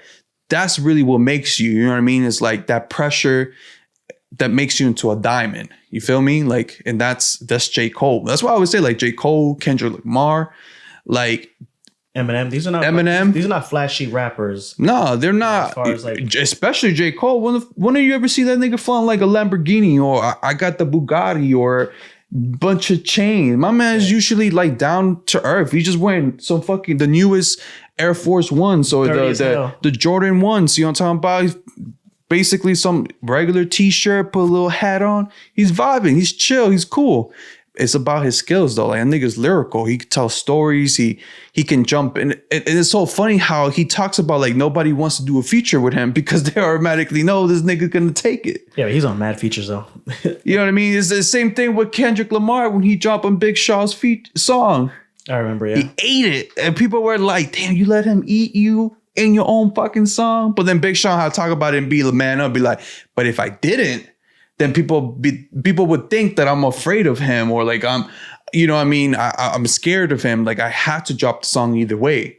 You know what I mean? Yeah, he ate it. It is what it is. You know what I mean? No respect. I do like Big Sean too. I think Big Sean, he does his thing too, you know? He's an honorable mention for me. You know, but lyrically wise, it's the same thing here, man. It's like if you can fight, you can, perfect your skills, you can hone it, you can sharpen it. But that's what it is. But if you think just because you put on some fucking $1 million chain and rap about, oh, I got your whole house on my neck. Right. That's cool and everything, bro. But like, I want to hear the stories. You know what I'm talking about? Yeah. No, for sure. So that's Megalobox. It's not a rags to riches, but more like a come up story or proving yourself. Rising out of your station. Because he was like tired of like being a low level. Oh, I'm just gonna throw these fights and collect my little paycheck. He wanted, Well, that's how he started. Yeah, he had to collect his paycheck, but he was like, nah, man, I know I'm worth it. Yeah, it's almost like the 8 Mile of anime, of boxing anime. So that's Megalobox. There's another anime called Michiko Hatchin. This is like a female-led anime story. It's super good as well. It deals with elements of like identity issues and motherhood and love. There is hip hop all over this one as well, but like from a female's perspective. So usually, like when you think of hip hop, you think of like men. Like even all the rappers that we named were men. But I wanted to mention it earlier. Meg Thee Stallion, she is super into anime. She is like so upfront with how much she is in, to a point where sometimes I kind of look at it and think, okay, is she just kind of like hopping on this bandwagon? But when I do, because I don't check for her too much, but she's so big, you can't help but notice. It does seem genuine to me. Like maybe some true Meg Thee Stallion fans can let me know if you feel like she is or not. But her, Doja Cat, they like anime. So this one I think is not one for the females, but it just does black females in anime very well, which you don't really see a lot of, because we were talking about sometimes black characters aren't always represented in the best light in anime. No. Sometimes they use like a hip hop song or a scene, kind of like, the black person, just give them, the hip hop songs. And a good representation of like what we were just talking about would be Naruto. Right. Because I feel like Killer B is done well.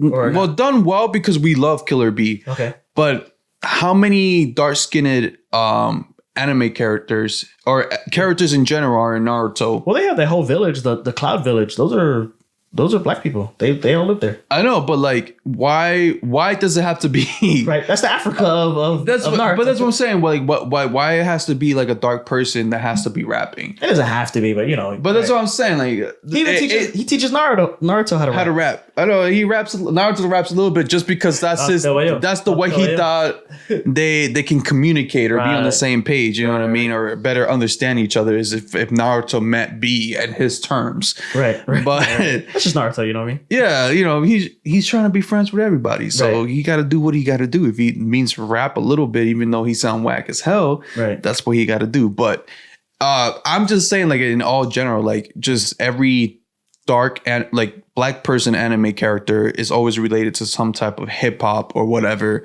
Right. That's just my thought about that. You know what I mean? It's not just an anime either. Like I remember when we were talking about the Suicide Squad movie, the first one. Oh yeah, well, When they introduced like Will Smith's character, then they boom, okay, play the Kanye West, like give him the rap. So, sometimes it can be detrimental or maybe like looked as not even pandering, but just like we're just like effort. Just give like if play he's the rap black, music. it's just better to just basically associated with hip hop done. You know what I mean? Specifically towards like black women, I feel like black women in both anime and even in regular cartoons and hip hop or cartoons and media, they're not represented in the best light. Like I don't know if you've seen Proud Family, but I think that her character's name is Dejanay. Yeah. She's like loud and she's annoying and she's always like trying to bother the other guy, the short guy. So she's not really like seen in the best light. Or even like, She is not, but she's representing a group of black people that do exist though. Like that do, but the she's like the whole only she one. represents the word ratchet. Right. Right. That's the personality that she portrays in that Proud Family show. But it's not to say like I can't be like, oh, that's but just she's like so one dimensional. Like so, okay, bet. So like I'm saying, so with Michiko Hatchin, I definitely recommend this. So if I want to start with that, definitely watch it. okay. You also I think you should watch it. I'll put it in my list. So the main character, she's also flawed. But then she had like character growth. So not the whole story, but she's like basically trying to hook up with her ex-lover. So she had this baby or whatever, and then they were like her baby was like being fostered, and then I can't remember if they die or they just leave her or whatever. But she ends up reuniting with her baby. Mm-hmm. It's like a mulatto little. I think she's like white skinned, but she's her kid, and she's trying to look for her kid's dad and like reconnect with him. And she's like, she's ratchet a little bit. She's kind of like, a thief, and she's kind of like breaking the law. And there's another character, a friend of hers, who's also a black woman who's part of the police that are just trying to track her down and bring her to justice type of deal. But, in a good way. So the story is just so amazing. Like, I would put it higher on my list.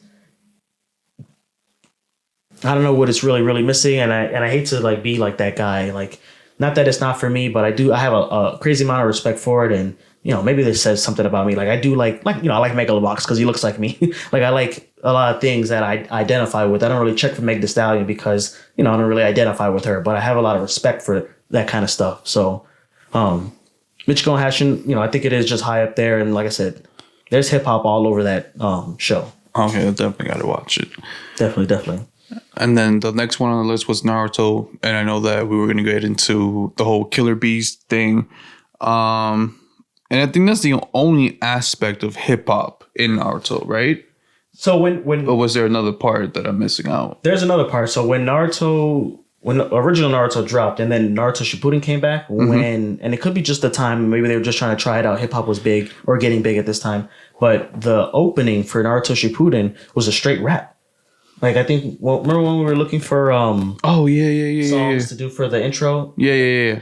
Like 3, 2, 1, make some noise. Yeah, I think I know what you're talking about. Right? That's way before Killer Bee too. So Yeah. that's just the opening intro. But as far as like that, that's the only thing really rap in Naruto until Killer Bee came out, and then then he was like showcasing rap for the team. I mean the whole Killer Bee vibe was just hip hop and rap. I mean, and he rapped because he was an outsider, so he was a Jinchuriki, same like Naruto and Gaara, but he wasn't like crying about it. He was like, I'm gonna do a freestyle about it. I'm not gonna. So what you guys? Because he also got the same hate from his village that Naruto and Gaara got, but he just had a better attitude about it, which I think it's all this is a about rap perspective. episode, but that's what rap is about. Like you're in the ghetto or whatever, you're you're disenfranchised or whatever, and then you're using this outlet to kind of like big up your station and just like deal with it, and just In like a songs. positive way. Yeah, like artistically. So Yeah. that's that was his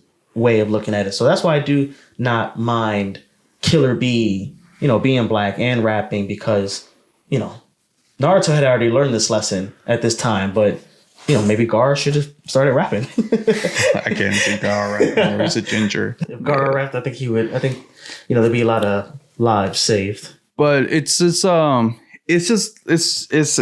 hate that all three of them, got from being a Jinchuriki. And it was just the way that they resolved that hate. Naruto did it by showing that he can be better. Pranking. Well, at first, but then he decided to turn that energy into I can be better, and show you that I can be better, show you that I can be Hokage, that I can surpass this. And that was his hate turning his hate into something different. Right. Garo was at the point was like more his hate was just hate. I'm gonna act on that hate. Right. If you hate me, I hate you more. Exactly. You know what I mean? Because of this reasons. Like you took people from me because of who I am, even though I never chose to be this.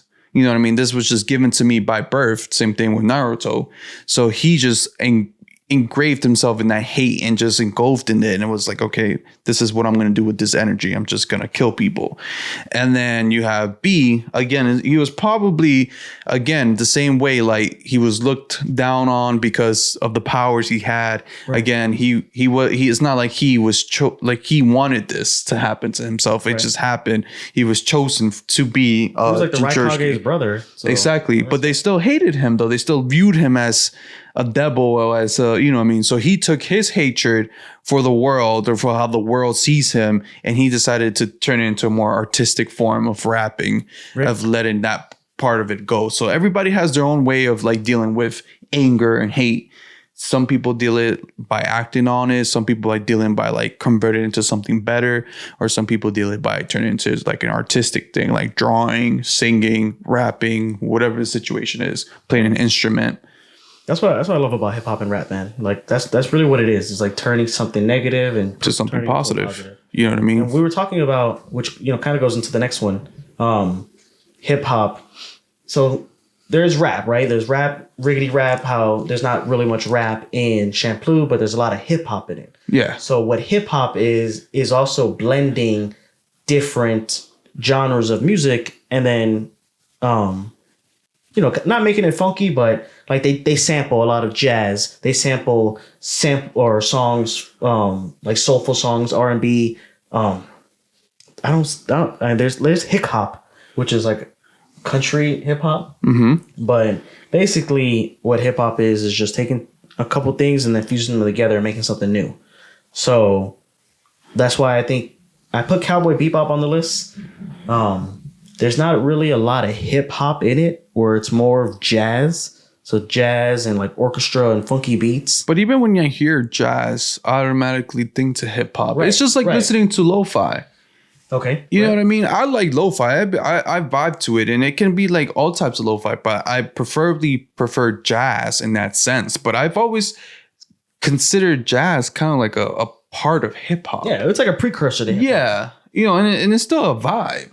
Right. Yeah. You know what I mean? Like it's still a vibe. And that's the thing too. Like when you think about hip hop, I don't just think about like rap, just outbursting rapping or whatever, or talk. I think about it like as a culture, like it's like it could be the vibe that is giving, or the dancing, way the dancing, like because like how in Champloo, Mugen style was b-boys, and b-boys is considered hip hop too. It is, yeah. You know what I mean? Definitely. Like the whole break dancing is hip hop. You know what I mean? So like, even if they didn't rap and all they did was like b-boy or something, like I would automatically, my mind would sync hip hop. Like it has hip hop vibes to it. The same thing with Megalobox. Like not right off the bat, it was all hip hop, like rap, music, whatever. This is a boxing, but like just the vibes of it, and they do have some jazz that plays. Like some soundtracks are just jazz. But again, because it's jazz and the vibes and just like the mood that is giving, it feels like it's hip hop. Yeah. I'm just thinking of like Megalobox rap, like the image. So like just the vibe itself is hip hop. Yeah. But no, Cowboy Bebop does have more jazz than hip hop per se, but that's why I put it last. but I think Cowboy Bebop still does show a good example of like a blend of just even because I know this is a hip hop episode, but like just music with anime. That's what I love to see. You know, with all these animes that we've listed, which is not a lot if you really think about it.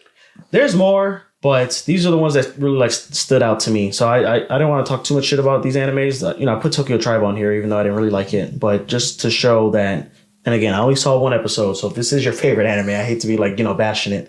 But where it doesn't always work, you know, you do need to be good as well. You can't just like slap hip hop on it and expect people to like it. Yeah, same like how we were talking about live action. You can't just appropriate a culture name or the name of the anime and just expect people to like it. Yeah. Or expect people to be, you know, to watch it.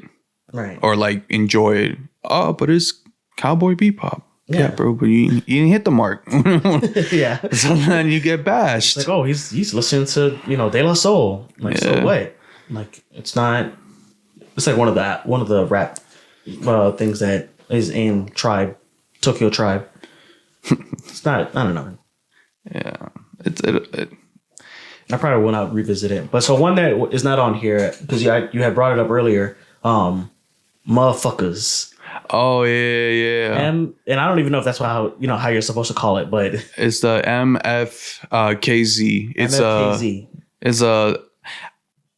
It's I don't even know if it's anime. That's the problem. Like no, it is. It's anime. It's but it's only on Netflix. It's really good. I don't know if you guys have watched it before. Some people think it's weird.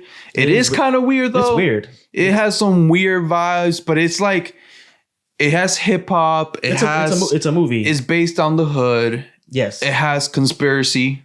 It does. Have you seen the it? government is after you kind of vibes. Bro, I've seen it like twice. I love it. I've seen it so many times, bro. There's like pro wrestlers in it. Pro wrestlers, there's angels. Like the pro wrestlers were angels at a point, but lost their powers, or they just became pro wrestlers. Right. They have like a little bit of like Mexican LA vibes. Oh yes. Well, even like, you know, wrestlers like the luchador kind of. Yeah, but a lot of it was like LA vibes. They have the gangs. They do. I think like was it purple versus blue or purple versus red? It's not red and blue, but it's purple and something else. I think maybe RZA is also in this as well. He's the poet. He's like the Shakespeare gangster or whatever. Yeah. And I think Vince Staples is voices a character in it. It's really good. It is really weird. I get my friends into it, but it's so funny, like, because like right off the bat, it gives you like hood vibes, right? You know what I mean? Like he's like this low income person. They got roaches. he lives in a complex apartment, like kind of like Section 8, right. But like it's apartment wise, and his house is literally a shit show. He has roaches that he feeds. That's his pets, or like his family. Like a swarm of roaches. Yeah, like, did you feed the roaches today, bro? Nah, man, just chilling here. Like, then his friend is basically like a bum nigga that just like. Oh, which one? Oh, the one with the skull. He don't work. He just chilling at the house, just watching TV all day. You know what I'm talking about? Right. And it's weird. It's funny. It gets a little bit complex towards the end because you really don't know like what the whole point of this movie is. I know. I'm super biased, man. You just know that the government is all I know. I thought at first maybe my boy popped like an LSD and he started tripping and he just thought like the government was after him, like FBI agents. Right. Because you hear people when they do drugs sometimes they're like, I think I'm being watched, or this water's got a device in it. Like, I think they're listening to us. And next thing you know, they're so paranoid that they're like, I saw this man in a black suit and he was looking at me weird, I think. And that's how it started too, because that's how he was. He was just walking down the street and he just kept noticing like man in black, like on the phone or tying their shoe. And then he's like, bro, I think they're like watching us. And he's like, just keep walking. And then you're like, oh shit, they're really chasing his ass. But it's crazy. Like it's the whole vibe, and it is hip hop. It does have some Spanish into it too. Like, right. You know what I mean? So it's pretty good. I like it. I personally like it. I fucks with weird shit sometimes. No, it's definitely weird. It's definitely hip hop. It's definitely not for everybody. No, it's not for everybody. It's not for Because, everybody. like Lewis said, you kind of like once it ends, you're kind of like, okay, well, not what was the point of that? I hate when people say that. What was the point of that movie? Like, you almost get to like what is going on? Like, it's especially because like the luchador stuff kind of like comes out of nowhere. It does. So yeah. Like, you have to be ready to just be ready to be hit by like multiple things coming to the side. Like you're focused on one thing, and next thing you know, they add like a whole mix into it, and you're like, what? Like we go from government to lucha libre to angels to potential experiment to you round it up back to the hood and and then you got the hood, then you got gangs, and then you got a variety of everything just like pulling you, and you're just trying to figure it out. And then on top of that, like you got normal human characters, non-normal human characters, like, or maybe were they the only 3 characters that were just weird? No. Were there other characters that were weird? There was other characters, without giving spoilers or whatever. There's other characters like him, like the main character. Oh, okay. Like a race of those people, but I think it's because it's also anime, so yeah, you're almost like, okay, do they know that these guys look weird? Like you have to know that the guy has his head on fire, exactly. But the other guy could just be like a little black boy, like he's just. That's what I'm saying. Was he represented? Like, does he have really, really, really, really rich melanin in his skin? Like my boy, just no, but he's like an alien or whatever. Or is he an alien? And then you got you have an animal. With braces. A raccoon or squirrel, whatever the fuck he is. Yeah. Like, you know what I mean? So it reminds me of like regular show. It's weird, but in a good way. But I don't think it's for everybody. No. So, but not even as far as like for anime fans too. Like I wouldn't recommend this to anybody. Not anybody, to everybody. Champloo, regardless of if you like anime or not, I would recommend it. Afro Samurai, if you know somebody who maybe likes Samuel Jackson, I would recommend it. Even if you don't like Samuel J. Jackson, it was a good anime in general. So I'm trying to think because, a lot of our podcast listeners are people who like anime, and especially if you're listening this far into the episode. But what a question I wanted to ask you is, any of these animes, would you recommend it to somebody who doesn't really like anime, but maybe loves hip hop? Yeah. Which ones? Yeah. All of them, or the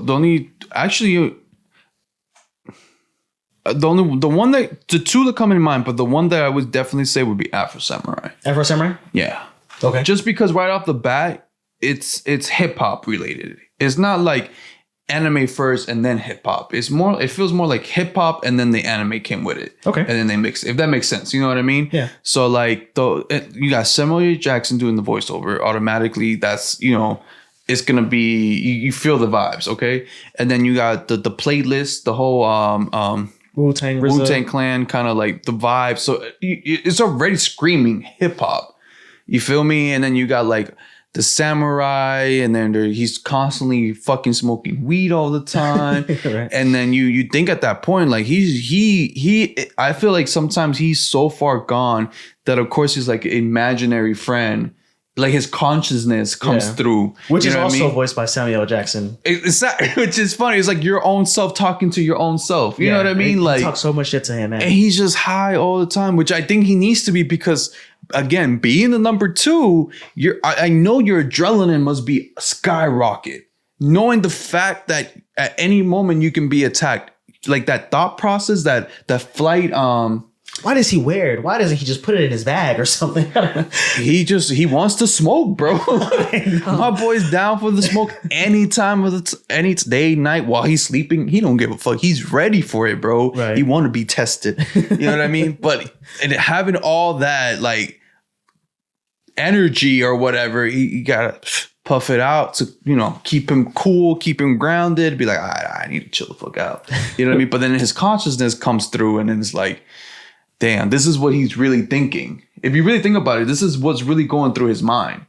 Like this, because it is a representation of his self-consciousness. Right. So this is really what's going in his mind. But because he's constantly smoking weed and he knows he needs to be calm and collected all the time.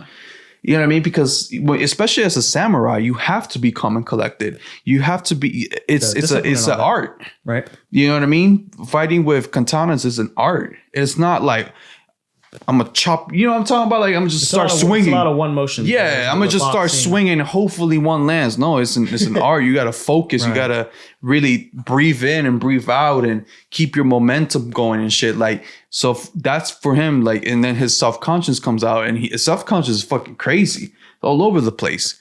But I think that's what it was really going through his head. He's all over the place, but in the external because nobody can see his subconscious besides him. Right. Well, it comes and goes. That's an element of the show too. You're like, can everybody see him? Or? No, you notice that every time something specific happens where he has to focus, he'll go away. He'll go away. Like his subconscious will automatically just go away, and then like once the fight is done, he'll reappear. You're like, damn man, you really fucked that nigga up.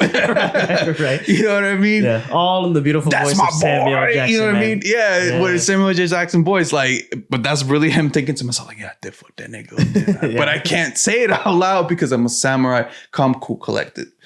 Right. You feel me? Right. I love man. I love that. You know what I mean? Or like I did his first.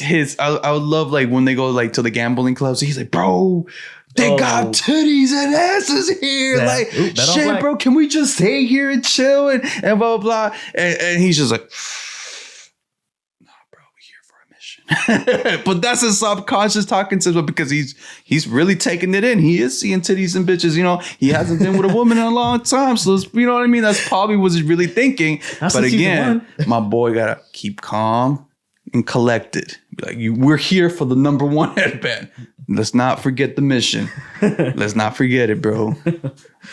So yeah, I do agree. I would recommend Afro Samurai just because it is, like I said, for only 5 episodes. So maybe somebody might be able to get through it real quick, and it's less cringe as far as like someone who's not really like initiated into anime. So yeah, I agree. Afro Samurai for number 1. And then Champloo would be like, if when you're done with Afro Samurai, because there's not really that many episodes to begin with, and you can probably go through that in a day. Yeah. No lie, probably in less 6 hours, you can probably go through all that. The episodes and the movie, done. Right. So if you want to watch another one, Champloo would be the next. But I would definitely say like Champloo is hip hop based, but more like beats, drums, jazz, and the vibes that it gives you. But there's no like actual physical rapping or not really.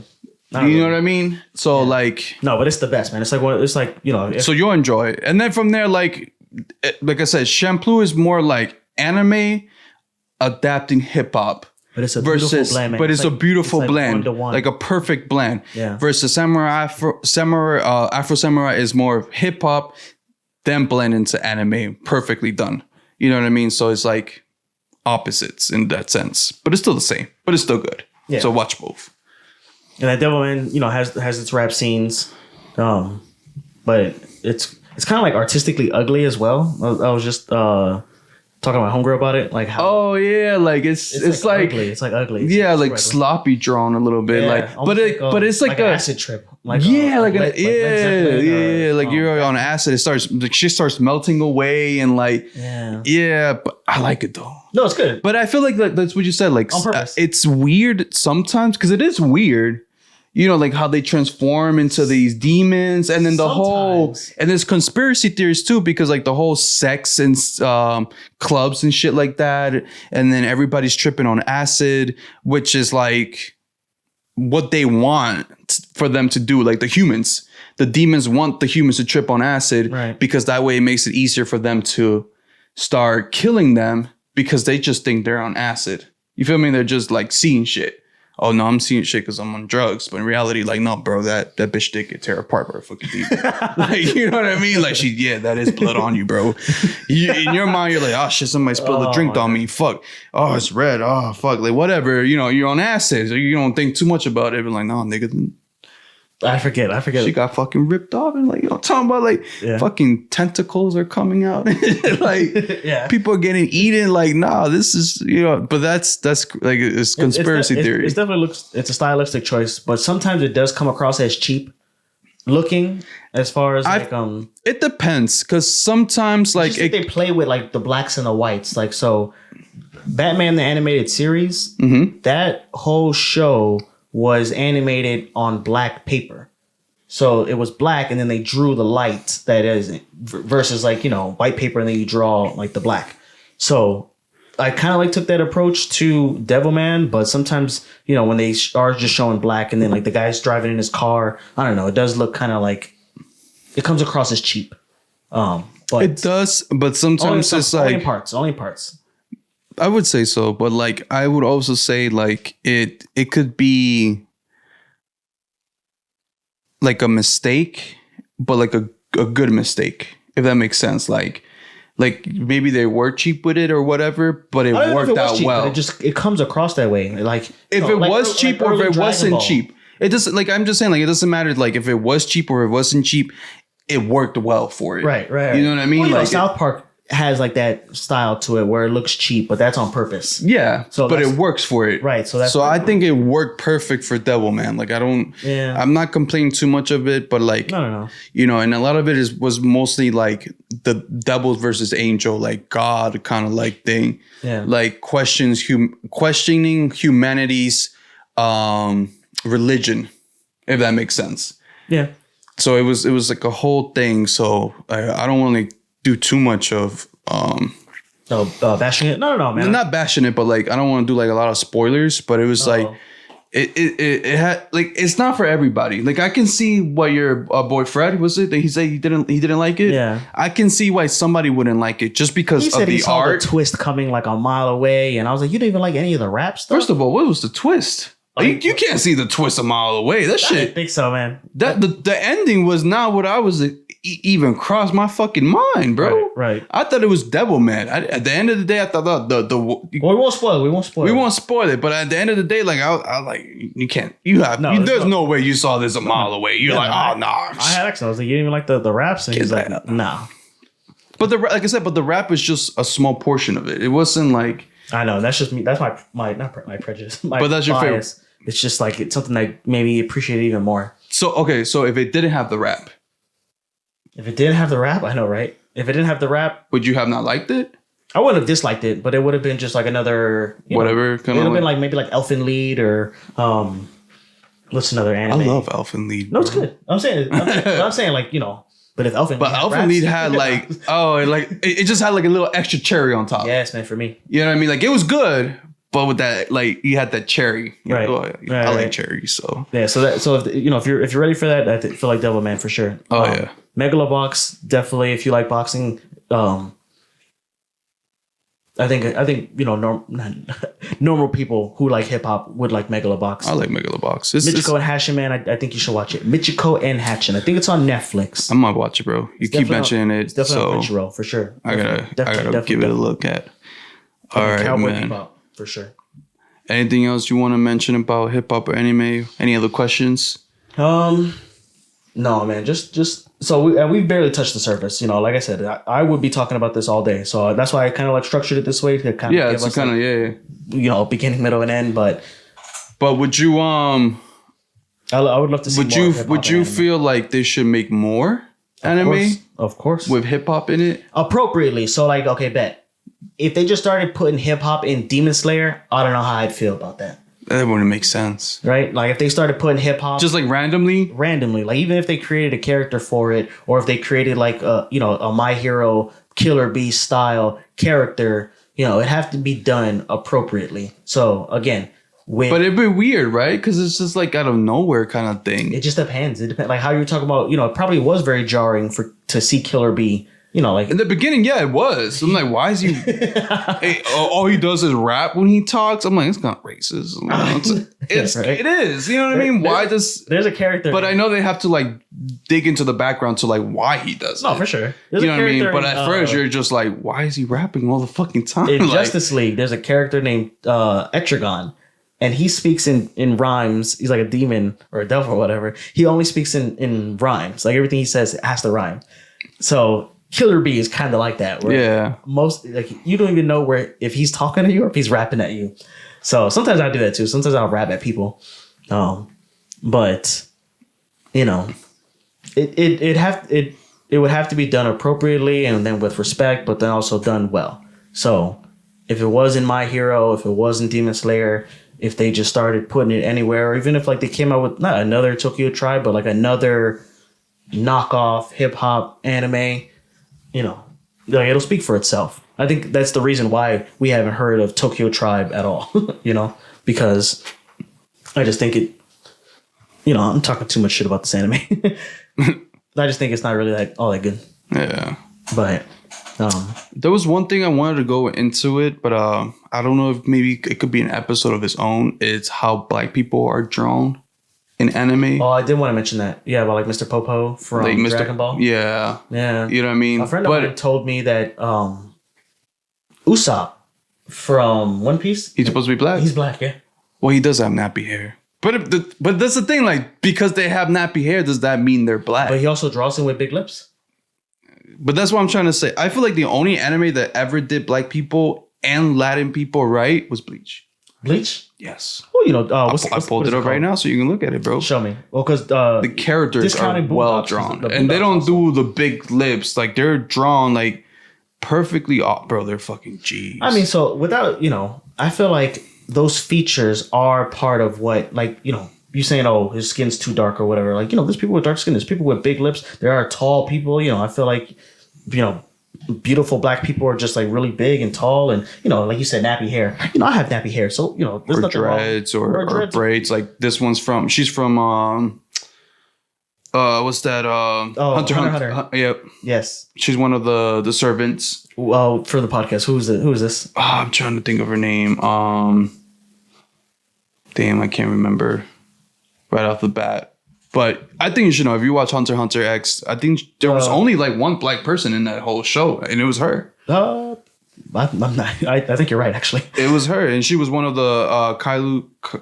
What's his name? So the difference between like, and I'm in the middle on Usopp, but like the difference between like Mr. Popo and. But remember, I want to also mention the time that it was drawn. Yeah. Mr. Popo was drawn in Dragon Ball. Dragon Ball back in the 1990s. You know what I mean? So that's the way Japan perceived black people. Yeah. Versus now it's more like if we're gonna draw somebody black, it has to be more elegant, not just what we think is a black person, big lips, tall. You know what I mean? And but dark. There's a way to do it like respectful. That's what I'm saying. Like even like with like the Fat Albert characters, that's done respectful. Like they do look black. Yeah, but Fat Albert is not from Japan. That's what I'm trying to say. It's a cultural thing because they're looking at black people from their point of view, not from America's point of view. Okay, yeah. You feel me? That's why I said like for Mr. Popo, Dragon Ball was drawn like that in Dragon Ball because that's how Japan perceived black people back in the 1990s or in that time frame. Now, if you watch Bleach or you watch the more newer animes where Japan now draws black people with more characteristic, not just they have big, they all have to have big lips. Yeah. You know what I mean? Like they make them look better, which I do enjoy better because I feel like they look way much awesome. They have like a sauce to them now, like a swag. You know what I mean? Like they're just well drawn. They have like. They're just done great.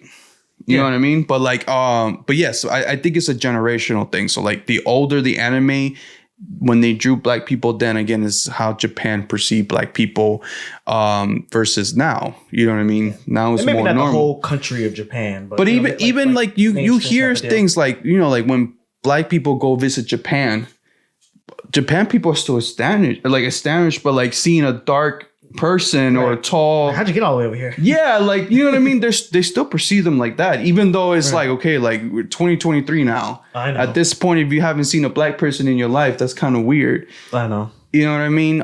So it's one anime that we didn't really get to talk about. We don't really have to talk about it too much. Is that Yusuke? What do you mean from like Yu Yu Hakusho show? No, Yusuke. The Netflix. The first Black Samurai. Oh no! I know what you're talking about. Is it not called Yusuke? Which anime are you talking about? There was like a Black Samurai. I've seen it on Netflix. What? It's not Yusuke or something. It's like something like that though. I don't remember exactly what it was called, but no, there was no hip hop in that. No, not even like jazz or anything. He was just like the whole Yasuke. Rasuke? Yasuke, that's what it's called. I mean, because I remember you were talking about how like Jasuke. Yeah. There was like a scene where they're like they had never seen a black person before. Because I think his character is just a foreigner. He's like African. He's an African foreigner in Japan. So even the Japan people, the characters there look at him differently, but the vibes or the setting is Japan, so there is no hip hop. No. I don't remember there ever being hip hop for him. Okay, I mean, So it's just more a foreigner doing whatever he's doing or showing off his skills, but he's in Japan. So the setting, the vibes is all Japan. You know what I mean? Like old Japan. okay. And All right, yeah. so that's the vibe I got it from, but I don't remember ever seeing what's it called? Hip hop like music or anything like that relating to him. He's just like he's like a Japanese soul, but he's just black skin. Yeah, he's dark skinned. He's got good melanin. Yeah. But yeah, bro. So That's pretty much the episode, man. Like, like I said, we can talk about it all day. And I do maybe want to revisit the topic in the future. If later. we get a lot of comments or, things that people thought we let us know. I want to hear other people's thoughts. Like, this is just our thoughts, but I know hip hop and anime, like you said, go hand in hand. But like a lot of people don't talk about it like that. So if you guys have like, your own opinions or maybe an anime that you would recommend that we've maybe never heard of before. Yeah. That is like heavy in hip hop or whatever, like where I'm down to watch it. But yeah, just let us know in the comments below. Remember to subscribe. Remember to like our videos, listen to the podcast, help us, Share help it with a you. friend. Share it.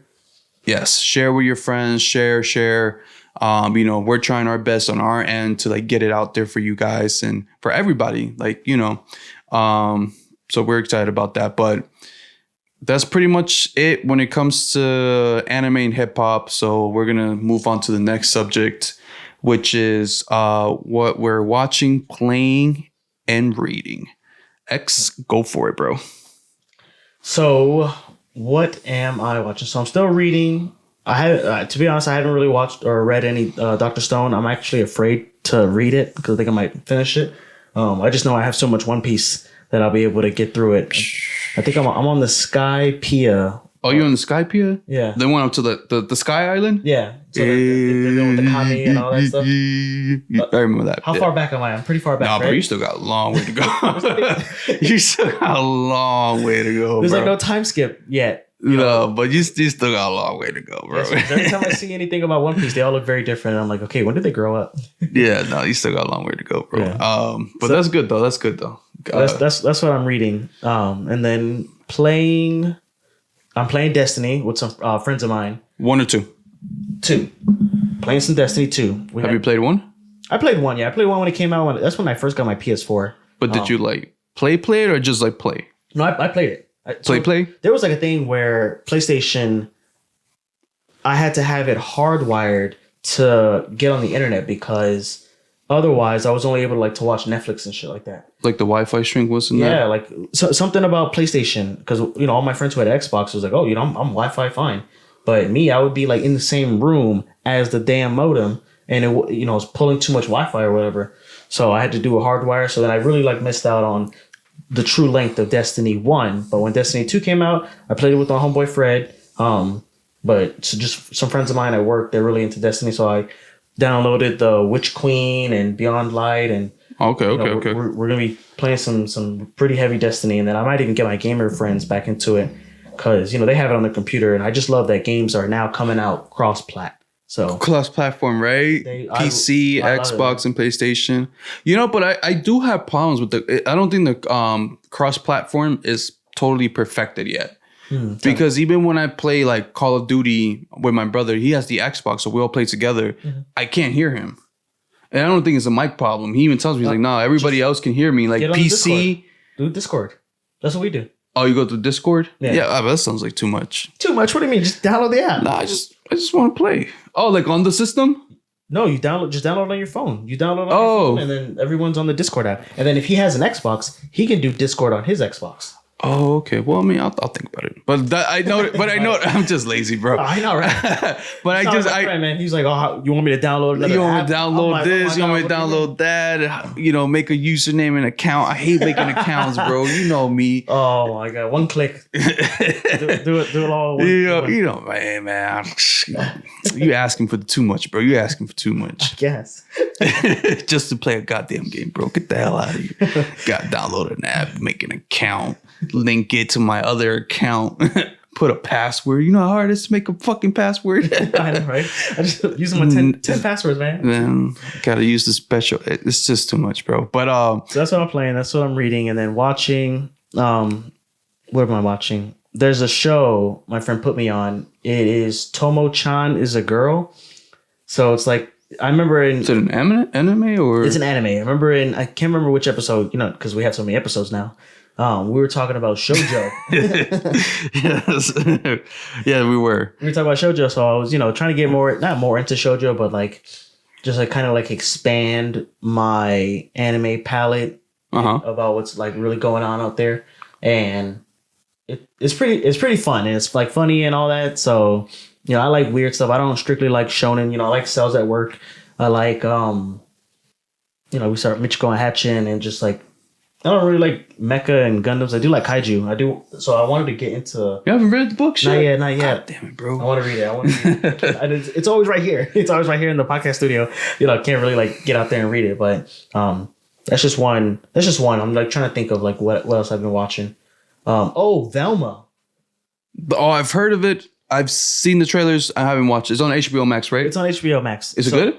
My brother didn't like it, but he was also primed to thinking that because of the internet. So the internet kind of like tore that show apart, and it is kind of cringe. And my biggest issue is like how they treat Velma.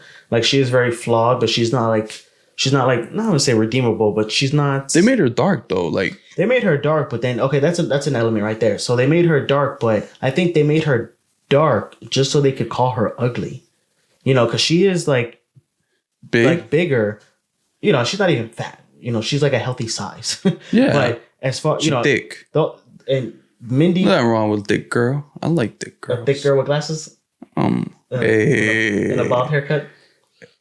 So the lady who created her, not Velma, but like Mindy Kaling or whatever, she's from The Office. She's the Indian girl. The Indian girl. So she's the one who's like running the show or whatever. But I don't like her views though. Like too woke or what? No, it's not too woke. It's just her view. I don't know if low key she views herself as an ugly brown girl. I think so. That's like what she's portraying herself with Velma. Yes, because she does it through everything. Like when she did it through The Office, right. She was portrayed as the ugly brown Indian girl that they put all the way in the back. Yeah. Very talkative. Nobody wanted to be around her. There's a scene where, and then even with her own show, The Mindy Show. I haven't seen it. She basically plays the same role. Like even though she's successful because she's a doctor, but it's so funny because she portrays this like I'm kind of ugly, but she's really not. Like yeah, man. I was like she's really not that ugly or whatever. Like I'm not saying she's the finest girl ever, but she's not ugly. I think she's the finest girl in The Office, hands down. No, I think Pam is. Pam? Yeah, she cute, bro. She got sauce. Oh man, I like what's Jim's other girlfriend. Yeah, but she was brought to be Pam's competition, so she had to be pretty. Okay, what does that have to do with anything? Well, anyways, back to what does that have to do with what we were talking about? Anyway, so the way I see it is that she portrays herself a certain way, or she looks personally at herself a certain way because she's Indian brown and a little bit on the heavy side. So that's the way she portrays herself. Right. But that's the way I've always seen it, because even in The Office, that's the way they portrayed her there. In her show, The Mindy Show, even though she was successful, she was a doctor, blah, blah, blah, she portrayed herself like that. And then she puts herself in this spectrum of like only dating white guys. That's what my brother has an issue with, because in the show, she kind of like idolizes Fred. He's this blonde hair, blue eyed guy. And that's how she, even in the Mindy Show, that's how she like. I don't have anything wrong with her liking white boys. And the fact that you mentioned her name, saying that she's the one like created this character of Vilma, I'm like, well, that makes so much fucking sense now. Like that adds up. That makes so much sense now. Yeah, man, I'm not really for it, as far as like she is flawed, but it's not in a very redeemable or cutesy, or I don't know, like in a way that I think paints a good light for those type of people. But in any Scooby-Doo, you know what I'm talking about? In any Scooby-Doo, the movies, the show, whatever, I've always saw Vilma as like the cute one. Because she's smart. She's smart. 2, she's short. Short girls are pretty cute. Okay. And then 3, like, everybody fantasize about like, where's my glasses? You know what I mean? Like, you know, and then because like I don't see Fred is like the generic white guy, the guy with the blue eyes and the blonde hair. Oh my God. You know what I mean? And then like Shaggy is the hippie dude. Everybody vibes for Shaggy. Everybody has a hippie dude friend. You know how many hippie dude friends I've had in high school? You know what I'm talking about? Like we're all just chilling with him. You know, he has his dog. It's all a vibe. And then what is Daphne? Daphne is the popular girl, you know, the top cheerleader, the one on the top pyramid. You know what I mean? Like, that's what I'm trying to say. Like, everybody wants the cheerleader. I'm like, bro, but Vilma, bro, like, this is the girl that people don't look at. And this is the girl that after high school gets her shit together, has a degree, has money, and then she gets her body right. And then you're like, damn, that was Dev? Like, that was Vilma the whole time? And then she trades the glasses for contacts. And next thing you know, she's like a fucking model. Because now she doesn't have those bulky glasses with the... I think she should get the glasses, though. You know what I'm saying? Hey, but there's nothing wrong with the glasses. That's what I'm trying to say. But like... the fact that you mentioned her and said like she's the creator for this new Vilma character, I'm like, bro. Well, so I was talking to my brother about it because he is pretty woke, and so he was talking about how, you know, in his community or whatever, and it's not his community. In their community, that they don't really like it. Like they're not really vibing with the energy that Velma has created. Now, I watched the show, and I think it is, you know, it's pretty funny. You know, at times I do like the Fred character, even though, you know, he is like a bad guy or whatever, but I just think his shit is so hilarious. Like all his scenes, you know, the fact that he's like this little man boy or whatever, I think that shit's hilarious. I don't like what they did to Shaggy.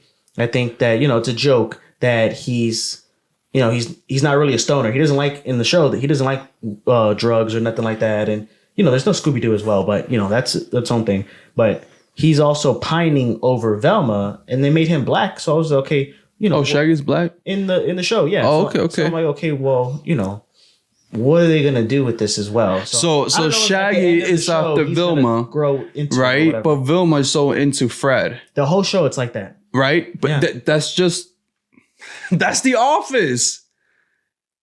What do you mean? That's The Office. Remember how she was into the white guy, Ryan. She was like obsessed with Ryan. When Ryan didn't want her, who did she resort to? Daryl. And what is he? Black.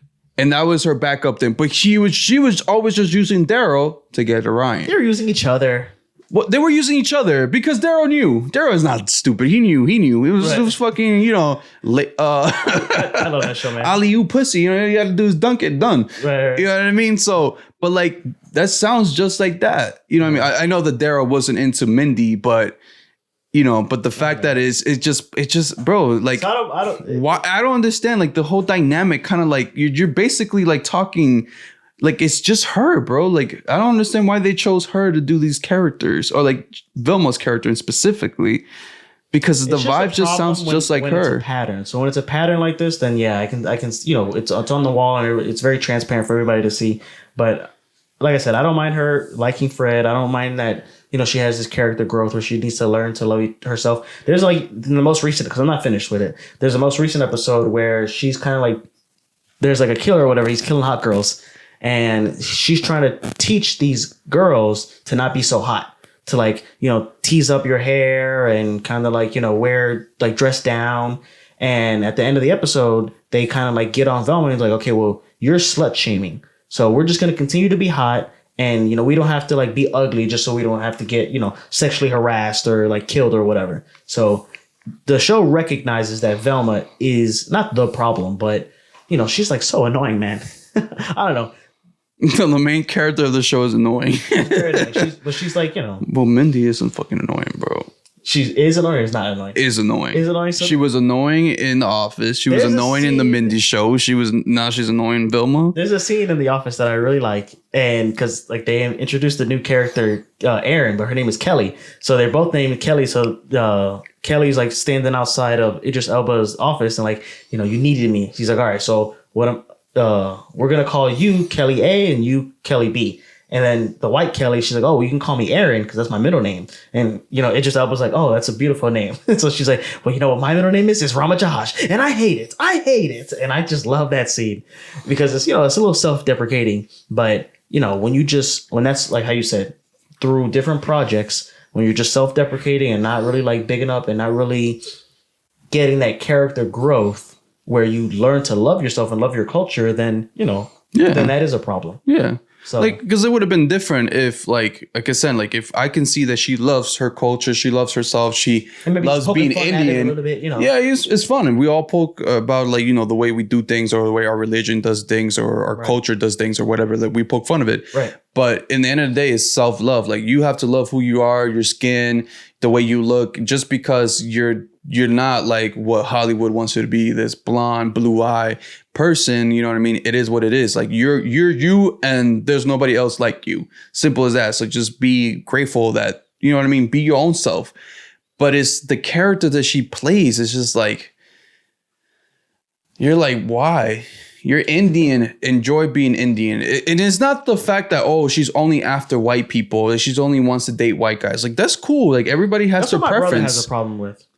That she's like after... That she just like loves, Fred. And it's like not for no reason, but for the only reason that... Because everybody hates him in the show. But just because he's white. Just because he's a blonde-haired, blue-eyed white guy. Yeah. So that's what I'm saying. Like, and then you have her best friend. But that... Like tall, dark, and handsome. And caring, and he's also funny, but I just there's some character choices that I don't really like with, but he's doing what he's supposed to, and he does like her and love her, and she's kind of like like dismissing him because mad dismissing him. And but again, if it's a preference, it's all cool because everybody has their own preference. It is what it is. Like I cannot like somebody that is not my type. Like we all have our own type. But I know girls are more like.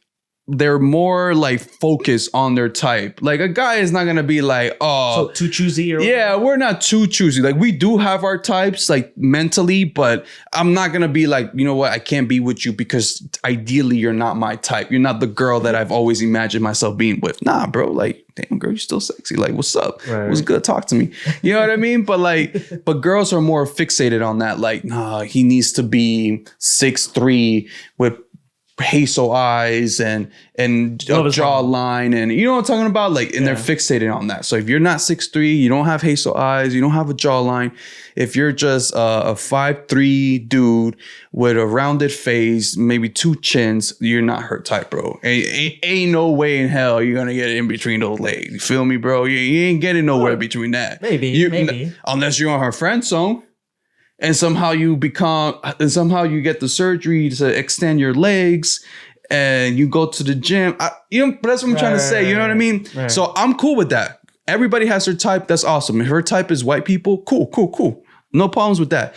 But it's like throughout all her shows that I've ever seen her play, she's always like kind of down on her fact that she is brown, on the fact that she is Indian, or like, you know what I mean? So it just makes me feel weird when I watch the shows. Like, I don't understand, like, why are you playing this character? Like, this is just the character you always play? Like, is this how you are in reality? Which I hope you're not, because like, bro, being brown that's nothing bad. You know what I mean? I think brown is the new white. Brown is in. Brown is in, bro. Yeah. But that's just me. But like the way you keep explaining this whole Vilma show, I might watch like an episode or two because I do have HBO Max. It's worth it. But if you have HBO Max, just to check it out, because I was just like, damn, everybody's hating on this show because obviously the fucking conservative people are gonna hate it because they made Velma black and then they made her brown and then made Shaggy black, and so I thought the whole show they were gonna be shitting on Fred the whole time, like, oh, look at this white guy, and they do. There's an element of that, but they just give him the best jokes, man. I don't know what it is. I can't help it. But like, funny is funny. No matter what color it is. It is, and then like I don't mind a variation. Like in Scooby Doo doesn't always have to be. I would have been cool if they made Fred black. If he was like a black. Because, sometimes they end up switching it up. Like, there's some shows that I've seen that are like, oh, wait, they switched up the character. Like, purposeful. Because there's even like a, not Dr. Dre, Jay-Z song, Moonlight, where they just do Friends. Uh-huh. And they just do it again with black characters. It's like Black Ross, Black Joey, Black Rachel. Yeah. And it's just like, for what? Like, why? So taking it with the Velma show, and we're talking about the show too long. I know. But yeah, go for it. What's the purpose of all this? And if it is, especially because they bring it up and it is a point of the show, it's not like it's just like they're black and brown and the show's still the same. Like they bring attention to it. Mm-hmm. Like I'm black, you're brown, or whatever. Yeah. So no. You're right, bro. But we'll leave it there with Velma. I know we went a little into this. It was a little racial. But I like talking about shit like that too, man. I ain't gonna lie. I don't mind that we're talking. I just was just like, like wow. Yeah, we were supposed to wrap this up, and then this is supposed to be a short part. I know it becomes a whole discussion. That's what I'm reading. That's what I'm watching. That's what I'm playing. What about you, bro? So I've been playing Call of Duty. I'm still getting good. I'm gonna put my gamer tag right here. Just add me, and not the best yet. My brother says I'm trash, but I think he's fucking trash. Just joking. He's pretty good actually. So I'm just gonna put my gamer tag here. Add me if you want. For the podcast. So what is your gamer tag? Do you have it or no? Fuck, I don't have it. That's fine. That's what I can add it later. Yeah. I can add it later. Or I can even add it in the description. So if you want to read the description, my gamer tag should be there. I'll just add it there. Perfect. And I'll add Xavier's. Here's Xavier's. Cool. So there you go. Call of Duty, and then I got Howard's Legacy. Oh, okay. Bomb game. Yeah. Bomb. Quick. I'm gonna give myself 10 seconds. Amazing. Graphics are great. Mechanics are great. I didn't know how the whole like wizard fighting thing was gonna play out, but they did it amazingly. Like I thought it was. You kind of want to fight all the time, and then there's a part of me like I want multiplayer. I want to fight. I want to fight other people. Like, but then the part is that there's certain spells, especially the one that's the killer spell, Avacadabra, whatever. I don't know if I'm pronouncing it too right, but that's the spell that supposedly beats every other spell. Yeah. Like you get hit with this, you're done for. So then when I think about multiplayer, it's like how you're supposed to defend yourself against a spell that there is no defending to. Like once you get hit with this spell, you're basically done, over with. So how would that even translate into a multiplayer thing? You know what I mean? Like, so I'm not the biggest fan of Harry Potter, but that's one of the issues that I have with Harry Potter as a whole is shit like that spell. Like why? Because the spell all it does is make you dead. Like it's basically automatically kill. Yeah, but why can't there be like a fire spell? Like there is, but like in the show in the movies, they don't really have outside of this like one scene or whatever. But for the most part, it is just like people are knocking their wands out of their hands. Yeah, there's not a lot of Disarmio, I think it's called. Yeah, but there's not a lot of like stuff that they have like in Skyrim or even like in but people have compared it to Skyrim, like the mechanics, the flying mechanics. The fighting looks better though than Skyrim. Like, yeah, the fighting, the flying mechanic, the swimming, even the swimming looks nice. I wish they would add like a deep dive, like I can go underwater kind of swim. You're just kind of swimming on top, but even the swimming mechanic is great. The side quest is great. Or in episodes, one of the movies they do swimming. Like I think this is the fourth one, Goblet of Fire. Yeah. That was actually one of my favorite episodes. I meant movie. So when we were watching them for family movie night, I would call them seasons. So we're like, we're on season 4 of Harry Potter. Yeah. Well, yeah, think about it. Yeah, you're right. But no, but like I said, like the game is good. The side quest is like entertaining. You would literally, because you want, I feel like you engulf yourself into this game that you feel like you are this character. And as this character, you want to be the fucking best. You want to be the best wizard Hogwarts has ever fucking seen. Right. You know what I mean? Like I want my name to be known across generations, just like Lord Voldemort and Harry Potter's parents and Dumbledore. Yeah, like I want to be known like that. Like I want my fucking name to be known like that. So yeah, I want to be like. So you're actually constantly feeling like you want to go on these quests because you want to find better gear, and the gear selection is pretty dope. Like the robes and shit. I'm like, bro, I want to show you my character so you can see how fucking dope it looks. Like this shit. I'm like, bam, I'll post it right here. Boom. You can see my character because I have a picture of it. So I'm going to just upload it I'm going to give it to you so you can upload it into the video. Yeah. But like the game, I literally give it 9 out of 5, like 9.5 out of 10. Really? I can't say it's perfect because there are certain things that I don't like. And again, I'm not really trying to go into like a full conversation about this, you know what I'm talking about? But like there is a couple of things I don't like that kind of threw me off, but it's not enough to like make me feel like this game is shitty just because of those couple of things. Like there's so much greatness in this game and so much potential. So I really hope that they make the money or they make the expectations that they're supposed to make with this game to hopefully maybe have a second one come out or maybe some DLCs or something, you know what I mean? Yeah. To continue it, because I feel like the only thing that I notice is that every house, so you have like Slytherin, you have Hufflepuff, you have Gryffindor, and then Ravenclaw, right? You have all 4 of them. Each house that you pick will have like certain scenes that is not on the other houses. Okay. So like I've just learned that Hufflepuff, they go to Azkaban and they get to see the Dementors. Nice. But in the other 3 houses, you won't ever go to Azkaban. Really? Yeah. So it's only for Hufflepuff. That's the only mission that you can do for Hufflepuff. So then it makes you think like, damn. But like the game is so long, bro. I've been playing it for like almost 20 hours now. And I'm only like 15% done with the game. That's how you have all this time to play this game. I've been addicted to it, bro. Like today, like I was driving home and I was like, bro, I kind of want to call Xavier and be like, yo, can we like push the podcast for another day? Cause I just want to sit down and play Hogwarts. I tell my girl all the time, like, bro, all I think now is just I just want to sit down and just fucking keep leveling on my person. Like it's addictive, bro. That's beautiful. Because the way I see my character as me, and I want to be the fucking best wizard that's ever been, bro. Yeah. Shit, I want my name to trumpet Warlord or more. Like they'd be like, Warlord, who the fuck is that? Nah, bro. Have you heard of Jacob Smuggs? Is that your character's name? Yeah, Jacob Smuggs.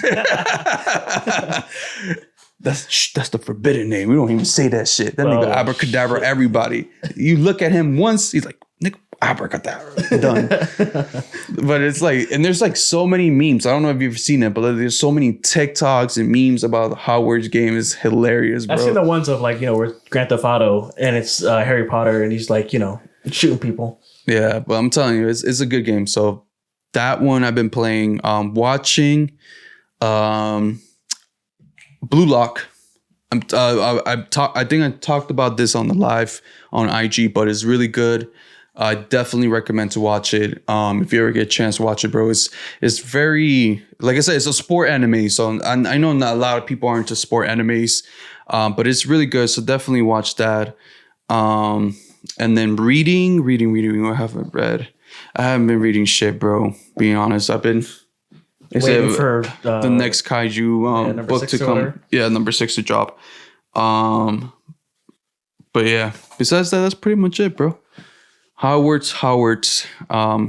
So when you get a chance, bro, hop on it. I feel like you're gonna like it, bro. And I feel like you don't have to be like a true Hogwarts fan to actually like enjoy it. I feel like you're gonna enjoy it either way. Like just the mechanic, the story itself, and then like the open world, and then you're gonna like it.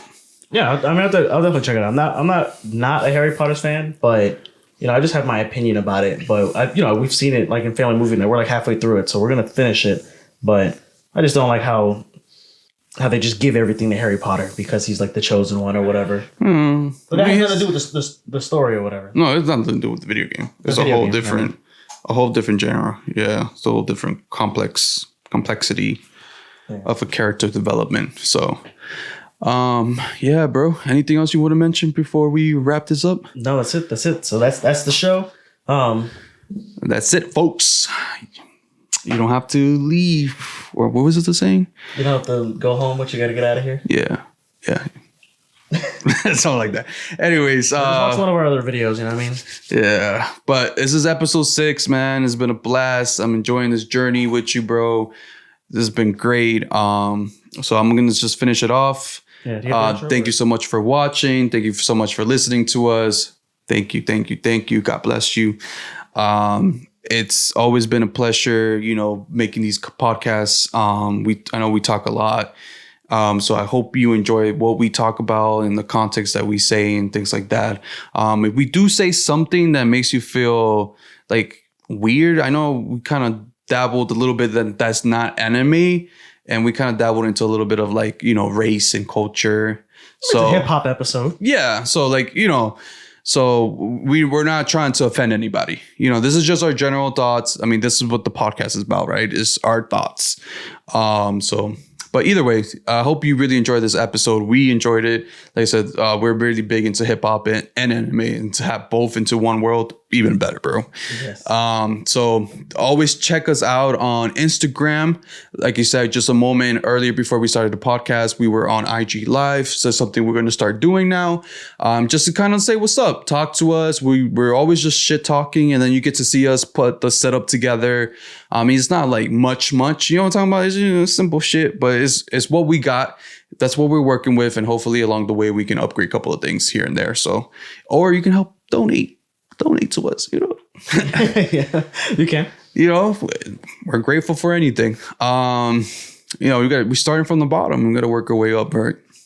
So, yeah. And then check out our website. You know, I'm talking about thenorm.com. I'm going to spell it out for you. THENORMN.com. So in our website, you can definitely find links to the podcast, link to the YouTube, and then anything we're cooking. So any future projects we might be coming up. We're still working on Twitch. I know we mention it almost in every episode, but we're getting to it. Like we're really trying to like see what we can do to work it out so that we can start playing games online. Like he says he wants to play Diablo 4, right? Right. So something that he wants to do. So you never know. Like we're trying to incorporate that. We're trying to engulf into that type of territory of gaming. So that's something we're trying to do.